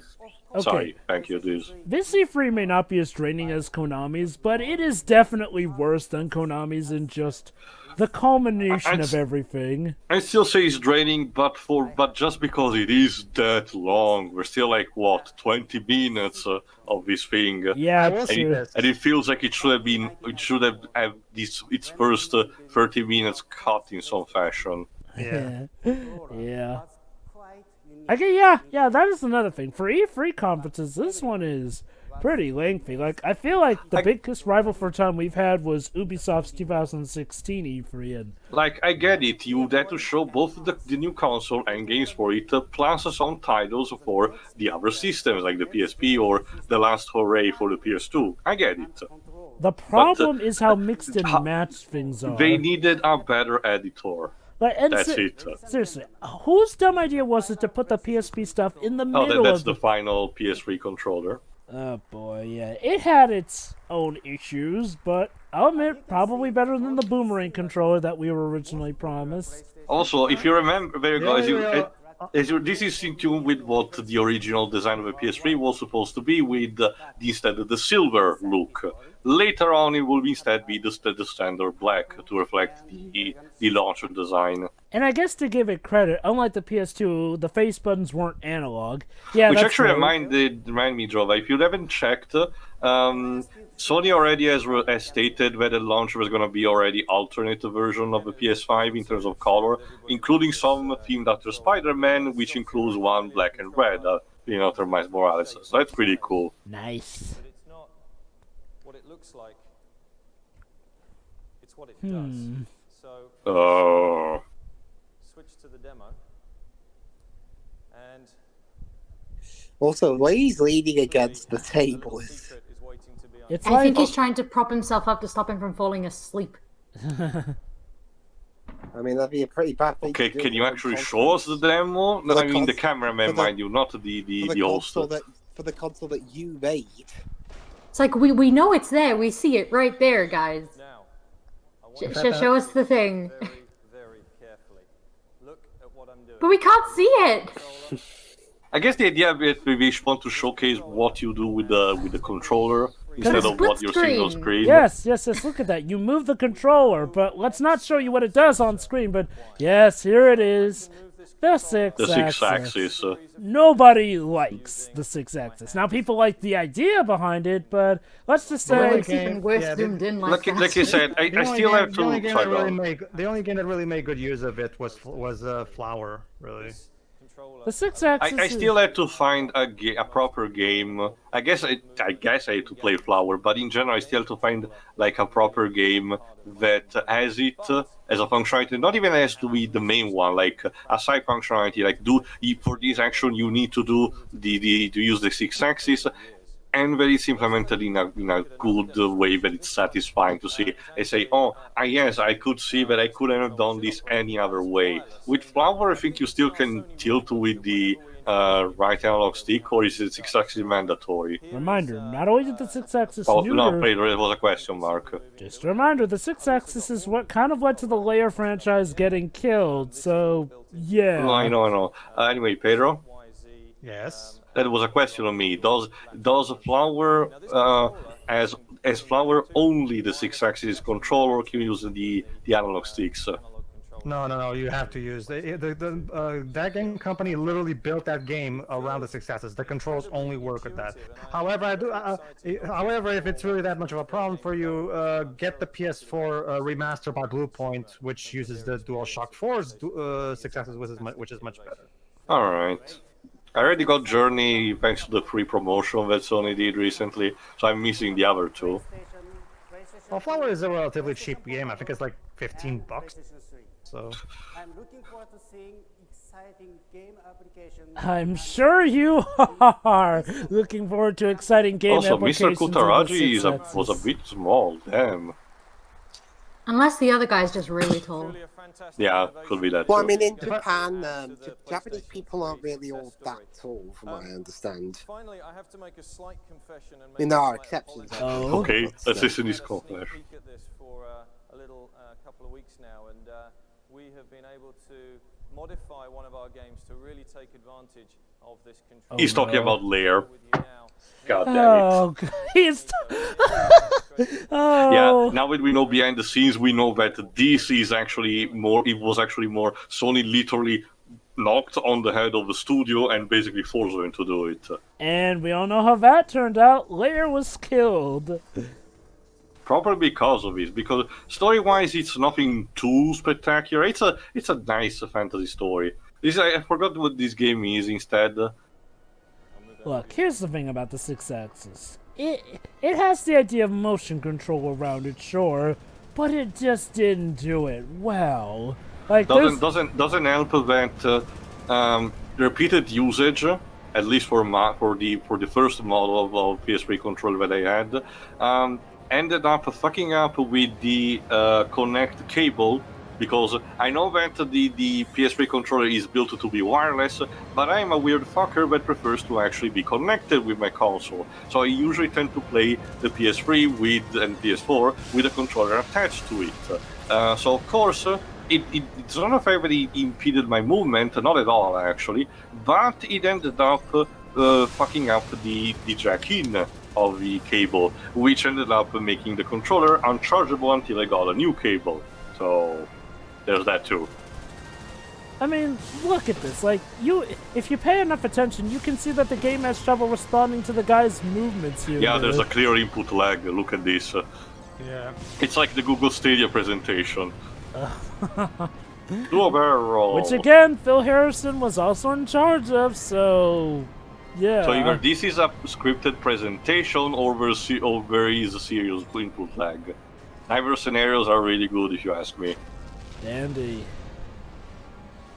Honestly, I think the only reason that the 6-axis returned for PS4 was mainly because they wanted to port some games on the PS3. Anyway. Pretty much. Gonna need those remasters. And to be fair, considering the PS3 was hard to work on, and did not have the same fan base that the PS4 had, it was logical.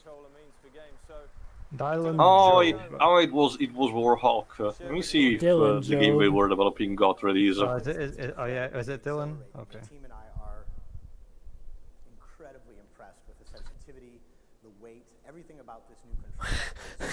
They're really trying to praise that 6-axis, Tio. Kind of love how Phil just stands there and doesn't even smile or anything like that. I'm genuinely convinced this guy's a robot. But yeah, the game we were talking about, Warhawk, was released in 2007, so eventually got released. However, the interesting thing it was at first a digital-only title. It got a physical release only like a month after its original release. Interestingly enough. And Japan did not only got the digital version. Oh, ho, ho. I think it's time for the big meme of all. The one you all know and love, the price tag. Ladies. So we have seen the capabilities of the console, but how much does this thing cost? Now, one thing to remember, a console needs to be priced well. A console could be touted as like the second coming of Christ, but if that thing has a price that is anywhere near $1,000, you can expect a lot of people are gonna welch on that. Like, people have money that they need to save. Like, there's only so much that they can buy. This is also probably why Sony hasn't said anything about the price tag of PS5 yet. They're probably waiting to see what's gonna happen before actually give a proper statement. Now, they're most likely waiting to see if Microsoft thinks first. They don't want to repeat the mistake Mr. Hira is about to do. It's coming in about 30 or so seconds. PlayStation 3 will ship in Japan on November 11th, 2006. In Japan, the 59,800 yen. And remember, guys, when Microsoft heard this price point, they breathed a sigh of relief because of how stupid a move it was for Sony to do. In North America, here we go. The PlayStation 3 will be available okay, here it comes. 17th, 2006. The 20GB PlayStation 3 will retail Which is pretty cool. Wait, hold on, here it comes. And 549 Canadian dollars. And the 60GB Here we go. PlayStation 3 for 599 US dollars. And there you go. You killed it. You killed the PS3's chances of winning the generation. 599 euros. Yeah. Wow. What about Britain? Britain is not part of Europe, Lives. Most likely 599 quid. No. Pounds have a different ratio. Even back then, I would say 549 quid. Yeah, more something along like that. I don't quite remember, but I remember this was the first birthday present I also had to contribute an amount of money to. So they had expectation of sales for this thing. Shiroi, remember this was the console that a lot of people were joking on the internet that you needed to get a second job in order to get a PS3. I mean, like no, like this PS3 was a joint birthday present that again, like paid for by both my mother and father and myself. Seriously? We split the price 3 ways. They were expecting 6 million to be sold in the first 6 months. Okay, sorry, honest question. Was it worth it? Oh, and here's I got 06, what do you think? Oh! And here's a bunch of text, telling the third-party companies working for us. Okay, you know, I got a bit of a fun fact here. Up until this point, me and my family had always gotten the Sony console for each generation here. This was the first generation where my parents did not get it because, well, that price point. And I'll put it like this. Let me put it like this. It was literally gatekeeping. So basically, instead, we went with the Wii. Now, I'll admit, at the time, I was kind of sad because I thought I was going to miss out on Sonic 06. At the time, you know, I didn't know better. So years later, when I actually got, you know, more savvy with the internet, I go to TV Tropes, and it turns out, wait, Sonic 06 was actually a terrible game? And then I've seen the playthroughs of it, and then I find out that the PS3 itself wasn't that great a console. I'm like, okay, you know what? In hindsight, I'm really glad we got a Wii. It was kind of the best choice for the generation overall. Oh boy, this This conference, ladies and gentlemen, this needs to be kept in a museum. This conference. Thank you very much, and have a great show. Oh, don't worry, Cass. You've given us quite a great show. It'll be one that the fans will never let is it you over? forget. Can we go home now? Yeah, we can stop here because the rest is just people checking the terminals and all. Alright, final thoughts. Who wants to go first? Can I go first? Go ahead, Dribs. It was an event. Okay, I mean, they did show off games, and they did talk about what the system was capable of. The problem was the way it was presented. It was really draggy, if you know what I mean. It was really bloated. Yeah. Like you could have like condensed some stuff down, and it maybe would have been like 90 minutes long instead of nearly 2 hours, which is, you know, roughly a decent amount of time for a conference. And considering that quite a couple, at least one of these games didn't even get released. And I mean, that's pretty much it. The main problem with it was the pacing. It was really slow, and it didn't really, and the price tag didn't really help matters at the end either. Yeah, for the record, Libs, in case you were wondering, I actually checked the sales chart. Sony, as I mentioned, expected to sell 6 million units by March 2017. Basically, even less than 6 months. By that point, they sold 3.68 million. Just a bit more than after. Wow. Yeah, but yeah, I mean that's the biggest problem with this. It's the pacing. It's way too slow, and yeah, that's about it from me. Right, next. Pedro. But well, there's a giant enemy crab in it.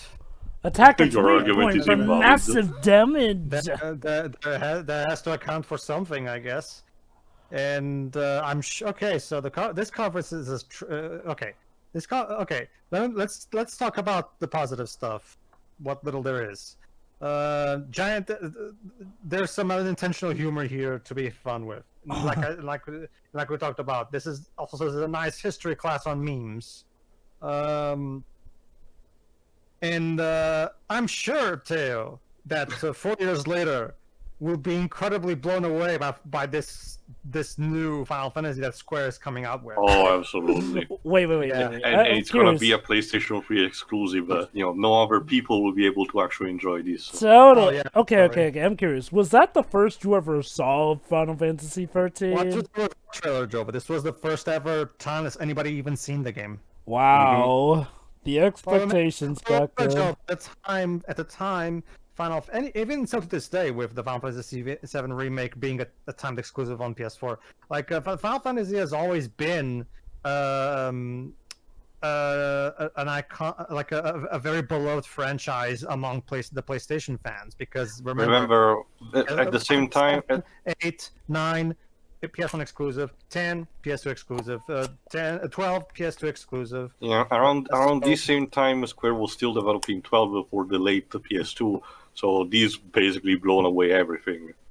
So basically, so remember, Joe, Final Fantasy was a kind of an unofficial PlayStation franchise. You can kind of. And then Sony screwed the pooch so much that Square decided, let's spread out just to be safe. Yeah, basically. I mean, the PS3 version still sold way better than the 360 version, but yeah, that was the best way to go about it. But outside of Metal Gear Solid 4 was a great reveal, because at the time I was incredibly looking forward to this game, because that cliffhanger of 2 needed some closure, let's face it. Although that frame rate, man. Oh boy. Well, Jova, that's just the console in general. Like, yeah. I'm willing to. Honestly, if you ask me, Jova, that was more like the 1.0 version. The 2.0 update from 4 years later. Yes, they released a 2.0 patch for, I guess, for 4 years later. 4 years later. Actually, it did manage to mitigate a lot of that stuff. I'll admit, I wasn't aware of that patch, so fair enough. the 2.0 version. Well, the 2.0 version is the only version that's available right now, anyway. So if you try it now, it's much better, definitely. So yeah, that was basically the only game in this travesty of a conference that actually ended up living up to expectations. So there's that. Pretty much. Outside of that, this conference is a complete train wreck. The pacing is all wrong. The presentation is all wrong. The delivery is all wrong. This is a fucking travesty. Jesus Christ! I am this after watching the PS5 reveal event. This is like it's like night and day. I know, Jesus right? Christ! It really is a case of again. It's like Jova said. They were so unbearably full of themselves, and it just shows throughout this entire thing. They didn't even care about trying to present like whatever they were. Their method was whatever we do, we'll win anyway because hell, we completely demolished our competition on the PS2. We'll do the same again. We don't even have to try. Well, no, sorry guys, you still have to try. Yeah. So yeah, fortunately this was like I said, yeah, it's like Jova said. It's kind of when you think about it, maybe it is for the best that some of the pretty much most of the old guard from the PlayStation company has left by this point because well, for as much as people were a bit sad about Sean Lin's departure, he was apparently okay with all of this shit. Yeah. So even he was fallible apparently. And let's be quite honest, we have Mark Cerny, part of the new guard, to thank for how the PS4's tech was, good again. Technically Mark Cerny has been with PlayStation ever since, from all the way back to the PS1 days. Well, I know. He was also old guard, technically.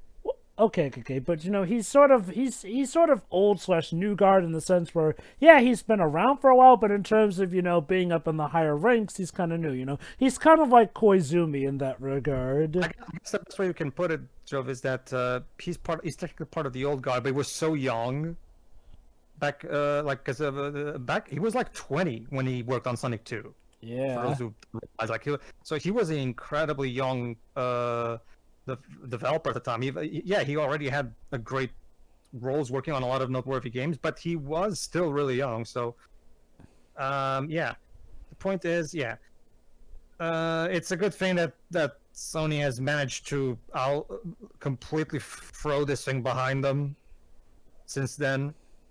And but then again, that's the thing. Phil Harrison seems to be the primary. Considering what we know about Phil Harrison at this point.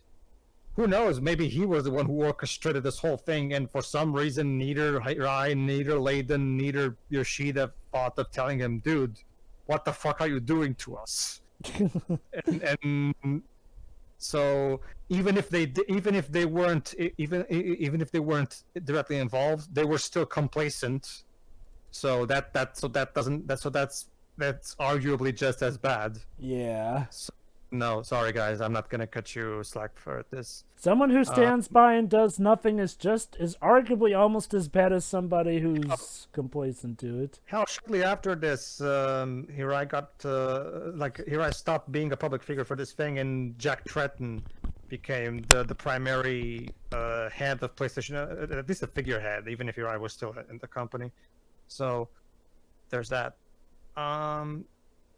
Aside from that, the console. This conference is a complete travesty that is literally nothing but ego waving and dick waving. This is basically like the Nintendo conference. This is literally the Nintendo conference in 2008 doubled. Like it's just like instead of being an hour, it's 2 hours, and it's 2 hours of nothing but a company that is so completely full of themselves that they don't even care to try anymore. Jesus Christ, this is really, oh God, it's even worse than I remember. Seeing this, and I mean, it really is a true testament to how it's the masterclass. It's a masterclass on horrible E3 presentations. It really is. I mean, say what you want about E3 their E3 2018. At least they showed 4 great-looking games. You could argue that they at least had a plan that followed a pattern. Granted, the execution may not have been the best, but at the very least, they showed something of substance. Whereas this Feels They showed like glorified Spotted, lip they showed service. Tsushima, you know. So they were showing they were focusing on the games at the very least. This, on the other hand, like even when they're showing games, it doesn't even feel like they're trying. Like seriously, like however, like I said, I still get a kick out of hearing Ridge Racer and the giant enemy crab presentation. That was a highlight to me. I think my favorite still is the $599 bit. Like, I'm a bit honestly that meme has been so overplayed to me that I'm kind of sick of it. Like I wish people would bring up the giant enemy crab for massive damage thing. If Ghost of more. Tsushima doesn't have a giant enemy crab, I'm gonna be seriously disappointed. Yes. So clearly, Ghost of Tsushima is not doing its research properly. Where are the giant crabs? Yes! It's supposed to be based on ancient Japanese history. I'm guessing you're not getting that game anymore now, Pedro, because lack of crabs. Pre-order cancelled. Ghost of Tsushima is ruined forever. 0 out of 10. Not historically accurate. Yeah, boo.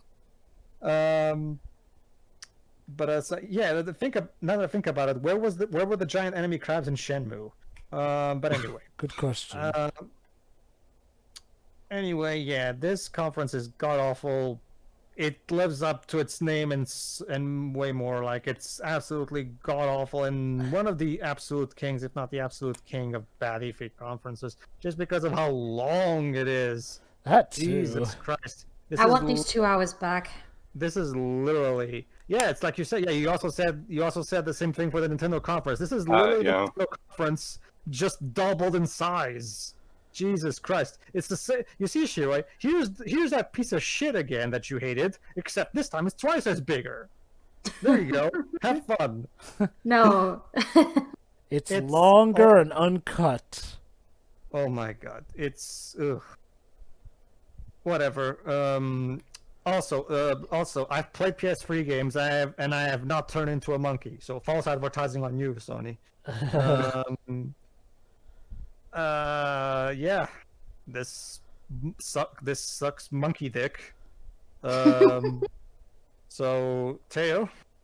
Sure, this is just glorious in its train wreck spectacularity. Like the first part is so slow and has so many things that could be just trimmed away, because most of the filler is Kazi and I talking about stats and part of the consoles that are a bit important, but could be easily summarized, in a better way. I get it that at the time social medias were non-existent, so people had to rely on magazines, like me, for example.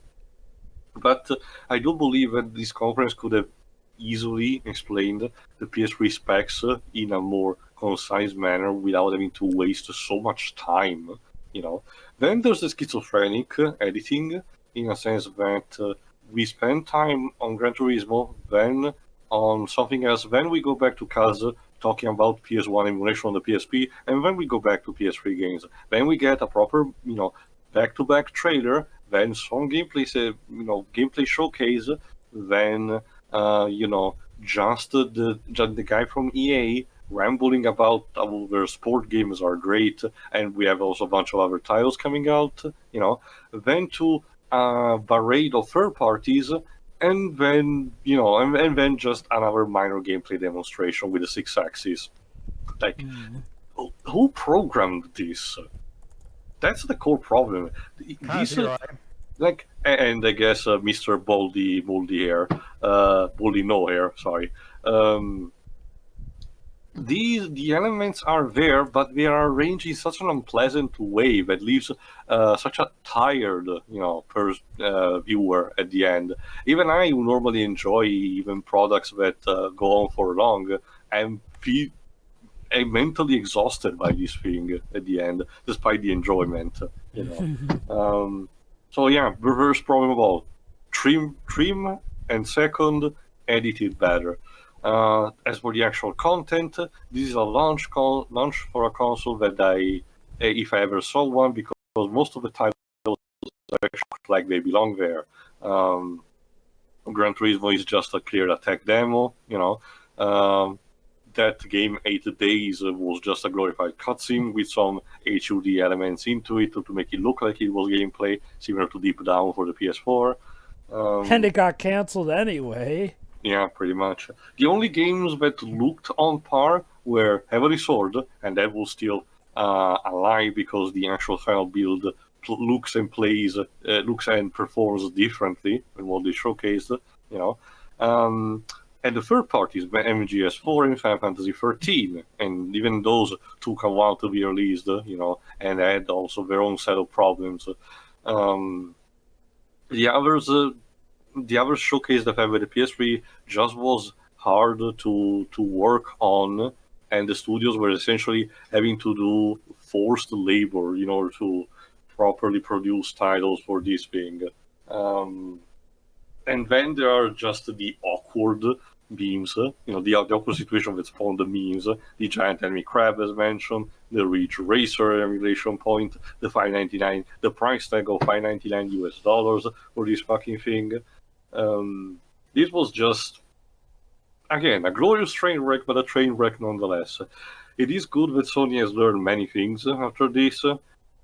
It's still not perfect, but we have much improved over the days of 2006. So I'll concede that the PS5 presentation showcased that for the launch console, then this next launch console, Sony has more of an idea on how to structure a presentation and the balance between the type of titles they want to release on the console instead of just focusing on showcasing the new graphical fidelity with a more realistic art style. So we'll see how it goes for the future. As for this one, yeah, definitely worst of the bunch and the longest, so it fits. So, Shiroi.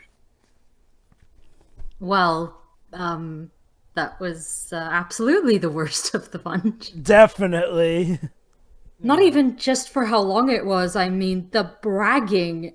I repeat what I said, that Sony, like, they've all bragged at some point, but Sony has always been by far the worst. We just watched 2 hours of them sucking themselves off, and that is, like, they're so smarmy, like, seriously, I don't... I think what I think this is one thing that I really appreciate what Jim Ryan was saying when he took over, because he specifically said, and I quote, I don't want us to get complacent. So even though they're the lead, he specifically went out of the way that he told his entire administration that he does not want a repeat of this, basically. So even at even them being the leaders of the market, right? Jim says he wants to not even still complacency is still not allowed though. Be humble. You know, that's the thing, Shiroi. That's the cool thing about Jim. That's the thing, Shiroi. He didn't take the Phil Spencer approach of being over apologetic to the point of becomes nauseous. You know, instead he managed to find a good middle ground where he exudes confidence to inspire confidence in you, but without coming across like a smug asshole. That's the and this, on the other hand, yeah, this is just like you said, it's sucking themselves off. Nice to see two lovely. I mean, okay, like you mentioned with the Lightning Return. This was long before Lightning Returns. The the first 13 games, whatever. Right. You brought up a good thing. Well, Teo, that's exactly why Lightning Returns didn't have a party. Lightning is the only character that matters anyway, so why would you want a party anyway? Yes, with all the personality of a spoon. I'm just telling you what Toriyama will tell you to. Anyway, go ahead, Shiroi. No, he'd also be petting roses while saying all of this. But true. Like, okay, like with the Lightning stuff, I hadn't been a Sonic fan for very long. It was only about 3 years by this point, so I was on a high still. So I was actually legitimately excited for 06, and we all were. Yeah. Yeah. That turned out. Well, I'm sure some people were already suspicious of it, given well, that's the thing, Shiroi. Well, allow me to exude that, because a lot of people realize this. See, Heroes and Shadow were developed by Sonic Team USA. Sonic 06, on the other hand, was made by Sonic Team Japan, aka the studio that made Sonic Adventure 1. So there was legit reasons to be excited, because it wasn't the same. Because at the time, people did expect improvements because this was the Sonic Adventure 1 team. So, yeah. Mm-hmm. But, well, I just thought that considering, even from the trailers, there was some very obvious tonal changes, I'm going to call them, that people would have probably been a bit suspicious of it. But I was all for that stuff, and yeah, it was great. I'm not really sure what to say about the rest of this. Sure, it has Ridge Racer. Honestly, I mean, it has Uncharted. That's a good thing, I guess. Well, at the time we didn't know, sure, because it was a new franchise at the time. So at the time we didn't know if it was good or not. Yeah, but still, hindsight. I mean, we didn't know 06. We didn't know 06 was going to be shit. Oh, you want to talk hindsight? Sure, I'm sure that whole Final Fantasy whatever game that they showed is probably going to be just super. Oh, absolutely. Honestly, it's hard to decide which is more disappointing. Sonic 06, which was at least coming out that year, or Final Fantasy 13, which took years in the oven after that first entry. Like, God, I guess it's a matter of a perspective, but imagine that you were a fan of both of those and saw them both. You'd have to wonder which one hurt more. Like, I would argue that Final Fantasy XIII is a pretty terrible game on par, if not worse than 06. Then you have the sequels, which I definitely say are worse than 06. But yeah, I don't really have much else to say about this. This was very awkward for everyone involved. All right, Jova. Folks, what can I say? A lot, but you're welcome. Let me look. Like I said, I think you can see why this is still considered pretty much the king of bad E3 conferences. Like, let me put this into perspective. Sony had nothing but goodwill going for them, pretty much, from two very successful generations. And in this conference, while they didn't kill all of it, they killed a lot of it, hurt the rest badly, and set a lot of it up for, well, you know how the PS3 turned out initially. And again, like I said, unlike with the Xbox One, they did not listen to any of the feedback, and thus the PS3 turned out the way it did upon launch. But this That's the thing, Jova. I would like to say, however, Jova, that at the very least, they still managed to fill the thing with games in the later years. Oh, exactly. I mean, essentially, the PS3 is almost like the reverse trajectory of the Xbox One. Whereas the Xbox One managed to start off relatively strong, it sagged over the years. Whereas I'd like to rephrase it. Game-wise, we mean, we all know about the outside factors outside of the games, obviously. Oh, like God, yeah. But we're talking about specifically the games. The problem is most people didn't even play those launch games because they were refusing to buy an Xbox One just out of principle. Yep.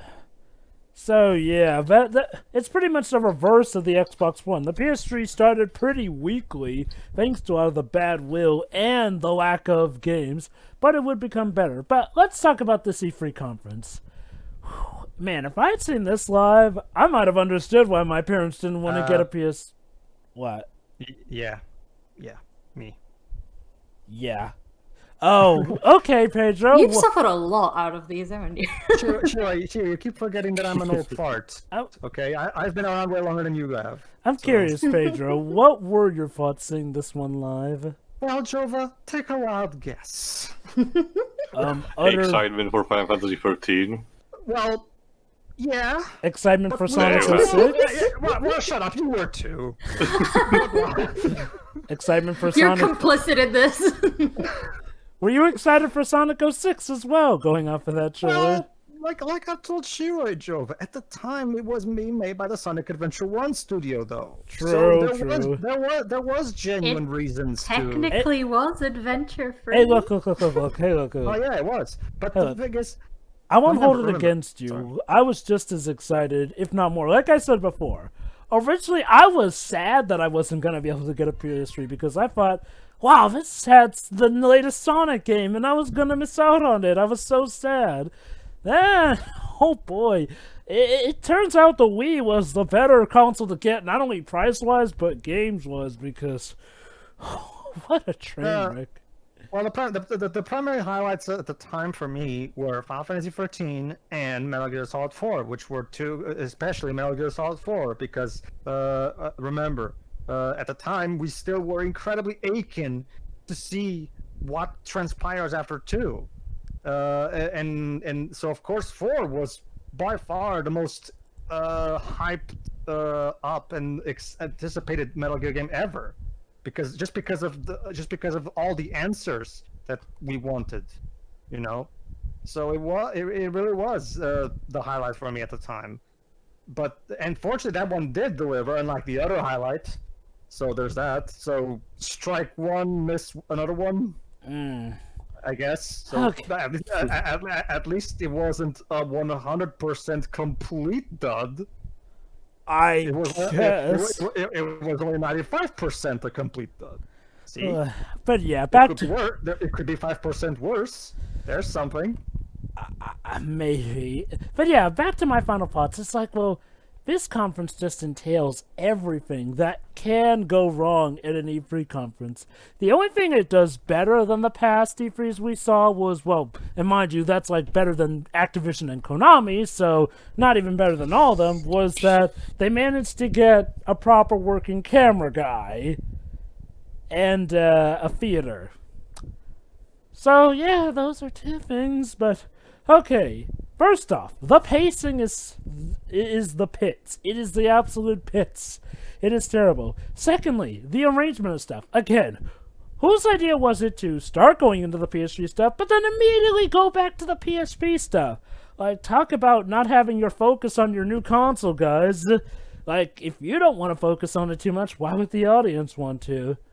So, the first ever PS3 game we see in proper is an arbitrarily stretched out bit of Gran Turismo, and you feel every single second of it. Again, I get it, Gran Turismo is a big moneymaker, but do we really need to see that much? Never mind the fact that there are some other games that arguably could have used some more gameplay demonstration, but those don't really get it as much. Oh boy. We see our fair share of games that got cancelled. Lair deserves a special mention for being the game that got the franchise killed because of Sony's stupid obsession with the 6-axis, which, let's be honest, did not really work out that well. Ridge Racer, anybody? It's funny how they seem to focus more on the emulation than the actual new Ridge Racer game that was supposedly coming out that year. Huh. How did Ridge Racer 7 turn out anyway? Checking. Oh, well. I couldn't begin to tell you, Joe, honestly. Well, Ridge Racer 7, alright. In the meantime, we had this and that, but what else, where it got schizophrenic was when they couldn't seem to decide, okay, do we want to actually show full game demonstrations or just show boom, boom, boom, quick trailers here? Like, the pattern of it felt so off and disorienting at times. Then there's Genji, the ever-so-realistic Japanese game with giant enemy crabs. I guess my history class must have missed that section. Because, holy cow, wow, I do not remember that in any textbooks. But at least I can attack the crab for massive damage! Like, I guess... Hell yeah. Seriously, it is amazing how the memes of this show still pretty much last to this day. Also, Joe, I checked. Ridge Racer 7 really got generally favorable reviews and an award from IGN, but it doesn't say here about the sales. Ooh, was that the last Ridge Racer game? No, there was a Ridge Racer for the Vita in 2011, what we fucking do, and there was Ridge Racer Unbounded, in 2012. PS3? PS3, Xbox 360, and Steam, I think. Okay, I guess there's that.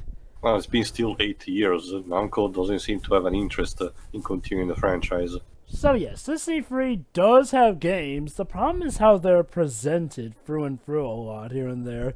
And yes, special mention does go to good old Sonic 06, good old Final Fantasy 13, and good old Metal Gear Solid 4, which thankfully did turn out to be a great game, but all the same, holy cow, wow.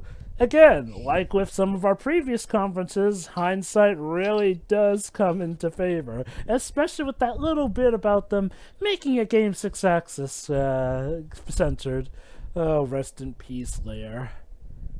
And like, man, imagine if Sony relied on their game division back then as much as they do now. They would have been in even more trouble after this conference. Like, the absolute egotism that is coming off the screen, it is choking. It is literally choking to listen to. It is that marvelously amazing and baffling all the same how they thought they were gonna get away with this. And thankfully they did not. Like, okay, think about it like this. Konami's E3 is often considered, you know, the honorable mention. This E3 is often considered the king when people talk about screw-ups of Sony's, because, yeah, this E3 was just that bad. Again, it really is hard to imagine there being an E3 worse than this one, because this one just has everything you could possibly want. You want a company stroking its dick? We got that. You want people making promises that they can't keep? We got that. You want productions that go on way too long? We got that. You want productions that go on way too short? We got that. You want productions that supposedly look good but will not look that good in actual production? We have that in spades. You want an overpriced console? We got that. Yes, let me culminate with talking about the price point. General rule of thumb. The closer your console's price is to $1,000, the harder a sell it's going to be. Then that thing cripple like the Panasonic 3DO and all that stuff. Yep. In fact, also the Philips CDI. Can I talk about the irony? Sony originally had that awesome thing back in that E3 where they embarrassed Sega by announcing the price of the PlayStation. $299. And yet now... Oh, the Monty have fallen. Yeah, look at them now. Again, it's pretty much them stripping themselves naked, expecting they'll be taken seriously, and then showing off the shocked Pikachu face when it turns out, no, people weren't gonna let them get away with this. And it culminated hard. Now, to this day, I'd still say that Nintendo are still the best at knowing how to give a presentation, letting the games speak for themselves, while also talking over it themselves when need to. But Sony have thankfully seen a massive increase in getting better with it, as per the PS5 announcement revealed, which, like I said, has been their best event reveal since, well, E3 of 2016 for them, honestly. So that's good, but man, what a deep dark hole they dug for themselves. Thankfully they dug out. And that, folks, brings a close to our look back at the history of E3s. And I have to say, what a wild ride it was. We started with Microsoft's E3 of 2010 and saw what was at the time joy but would later become the horror of the Kinect. We saw Nintendo being at their fullest, and yeah, for as bad as that E3 was, having seen this one now, that one almost feels like the kiddie pool version.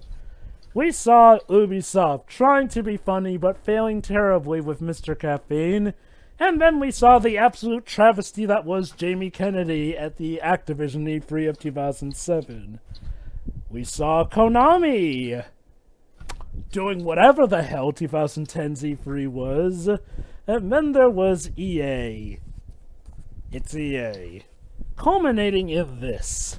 Now, I have to say, I had a lot of fun, and who knows, you know, maybe next year we'll do this again, albeit probably sometime after the actual E3, assuming that Honestly, E3 Trevor, will I be don't back. think there are much conferences left of the old ones that deserve our attention. There are a few, but it's like I say, if we do look at some more old ones, we'll probably save them for, like, a different date, or, like, well, maybe for a special occasion of sorts. Like, there are still some remarkable ones to cover, like, you know, the Microsoft E3 of 2013, or the 2014 one. Then there's Nintendo's 2010 one. There's Nintendo's 2014 one. Again, there's a notable list, but I'd say in regards to the most notorious, we've done a good job covering them all. So stay safe, kids, and have a happy non-E3. Yes. And we'll see ya, I guess. Happy E3. we'll see you for the summer of gaming.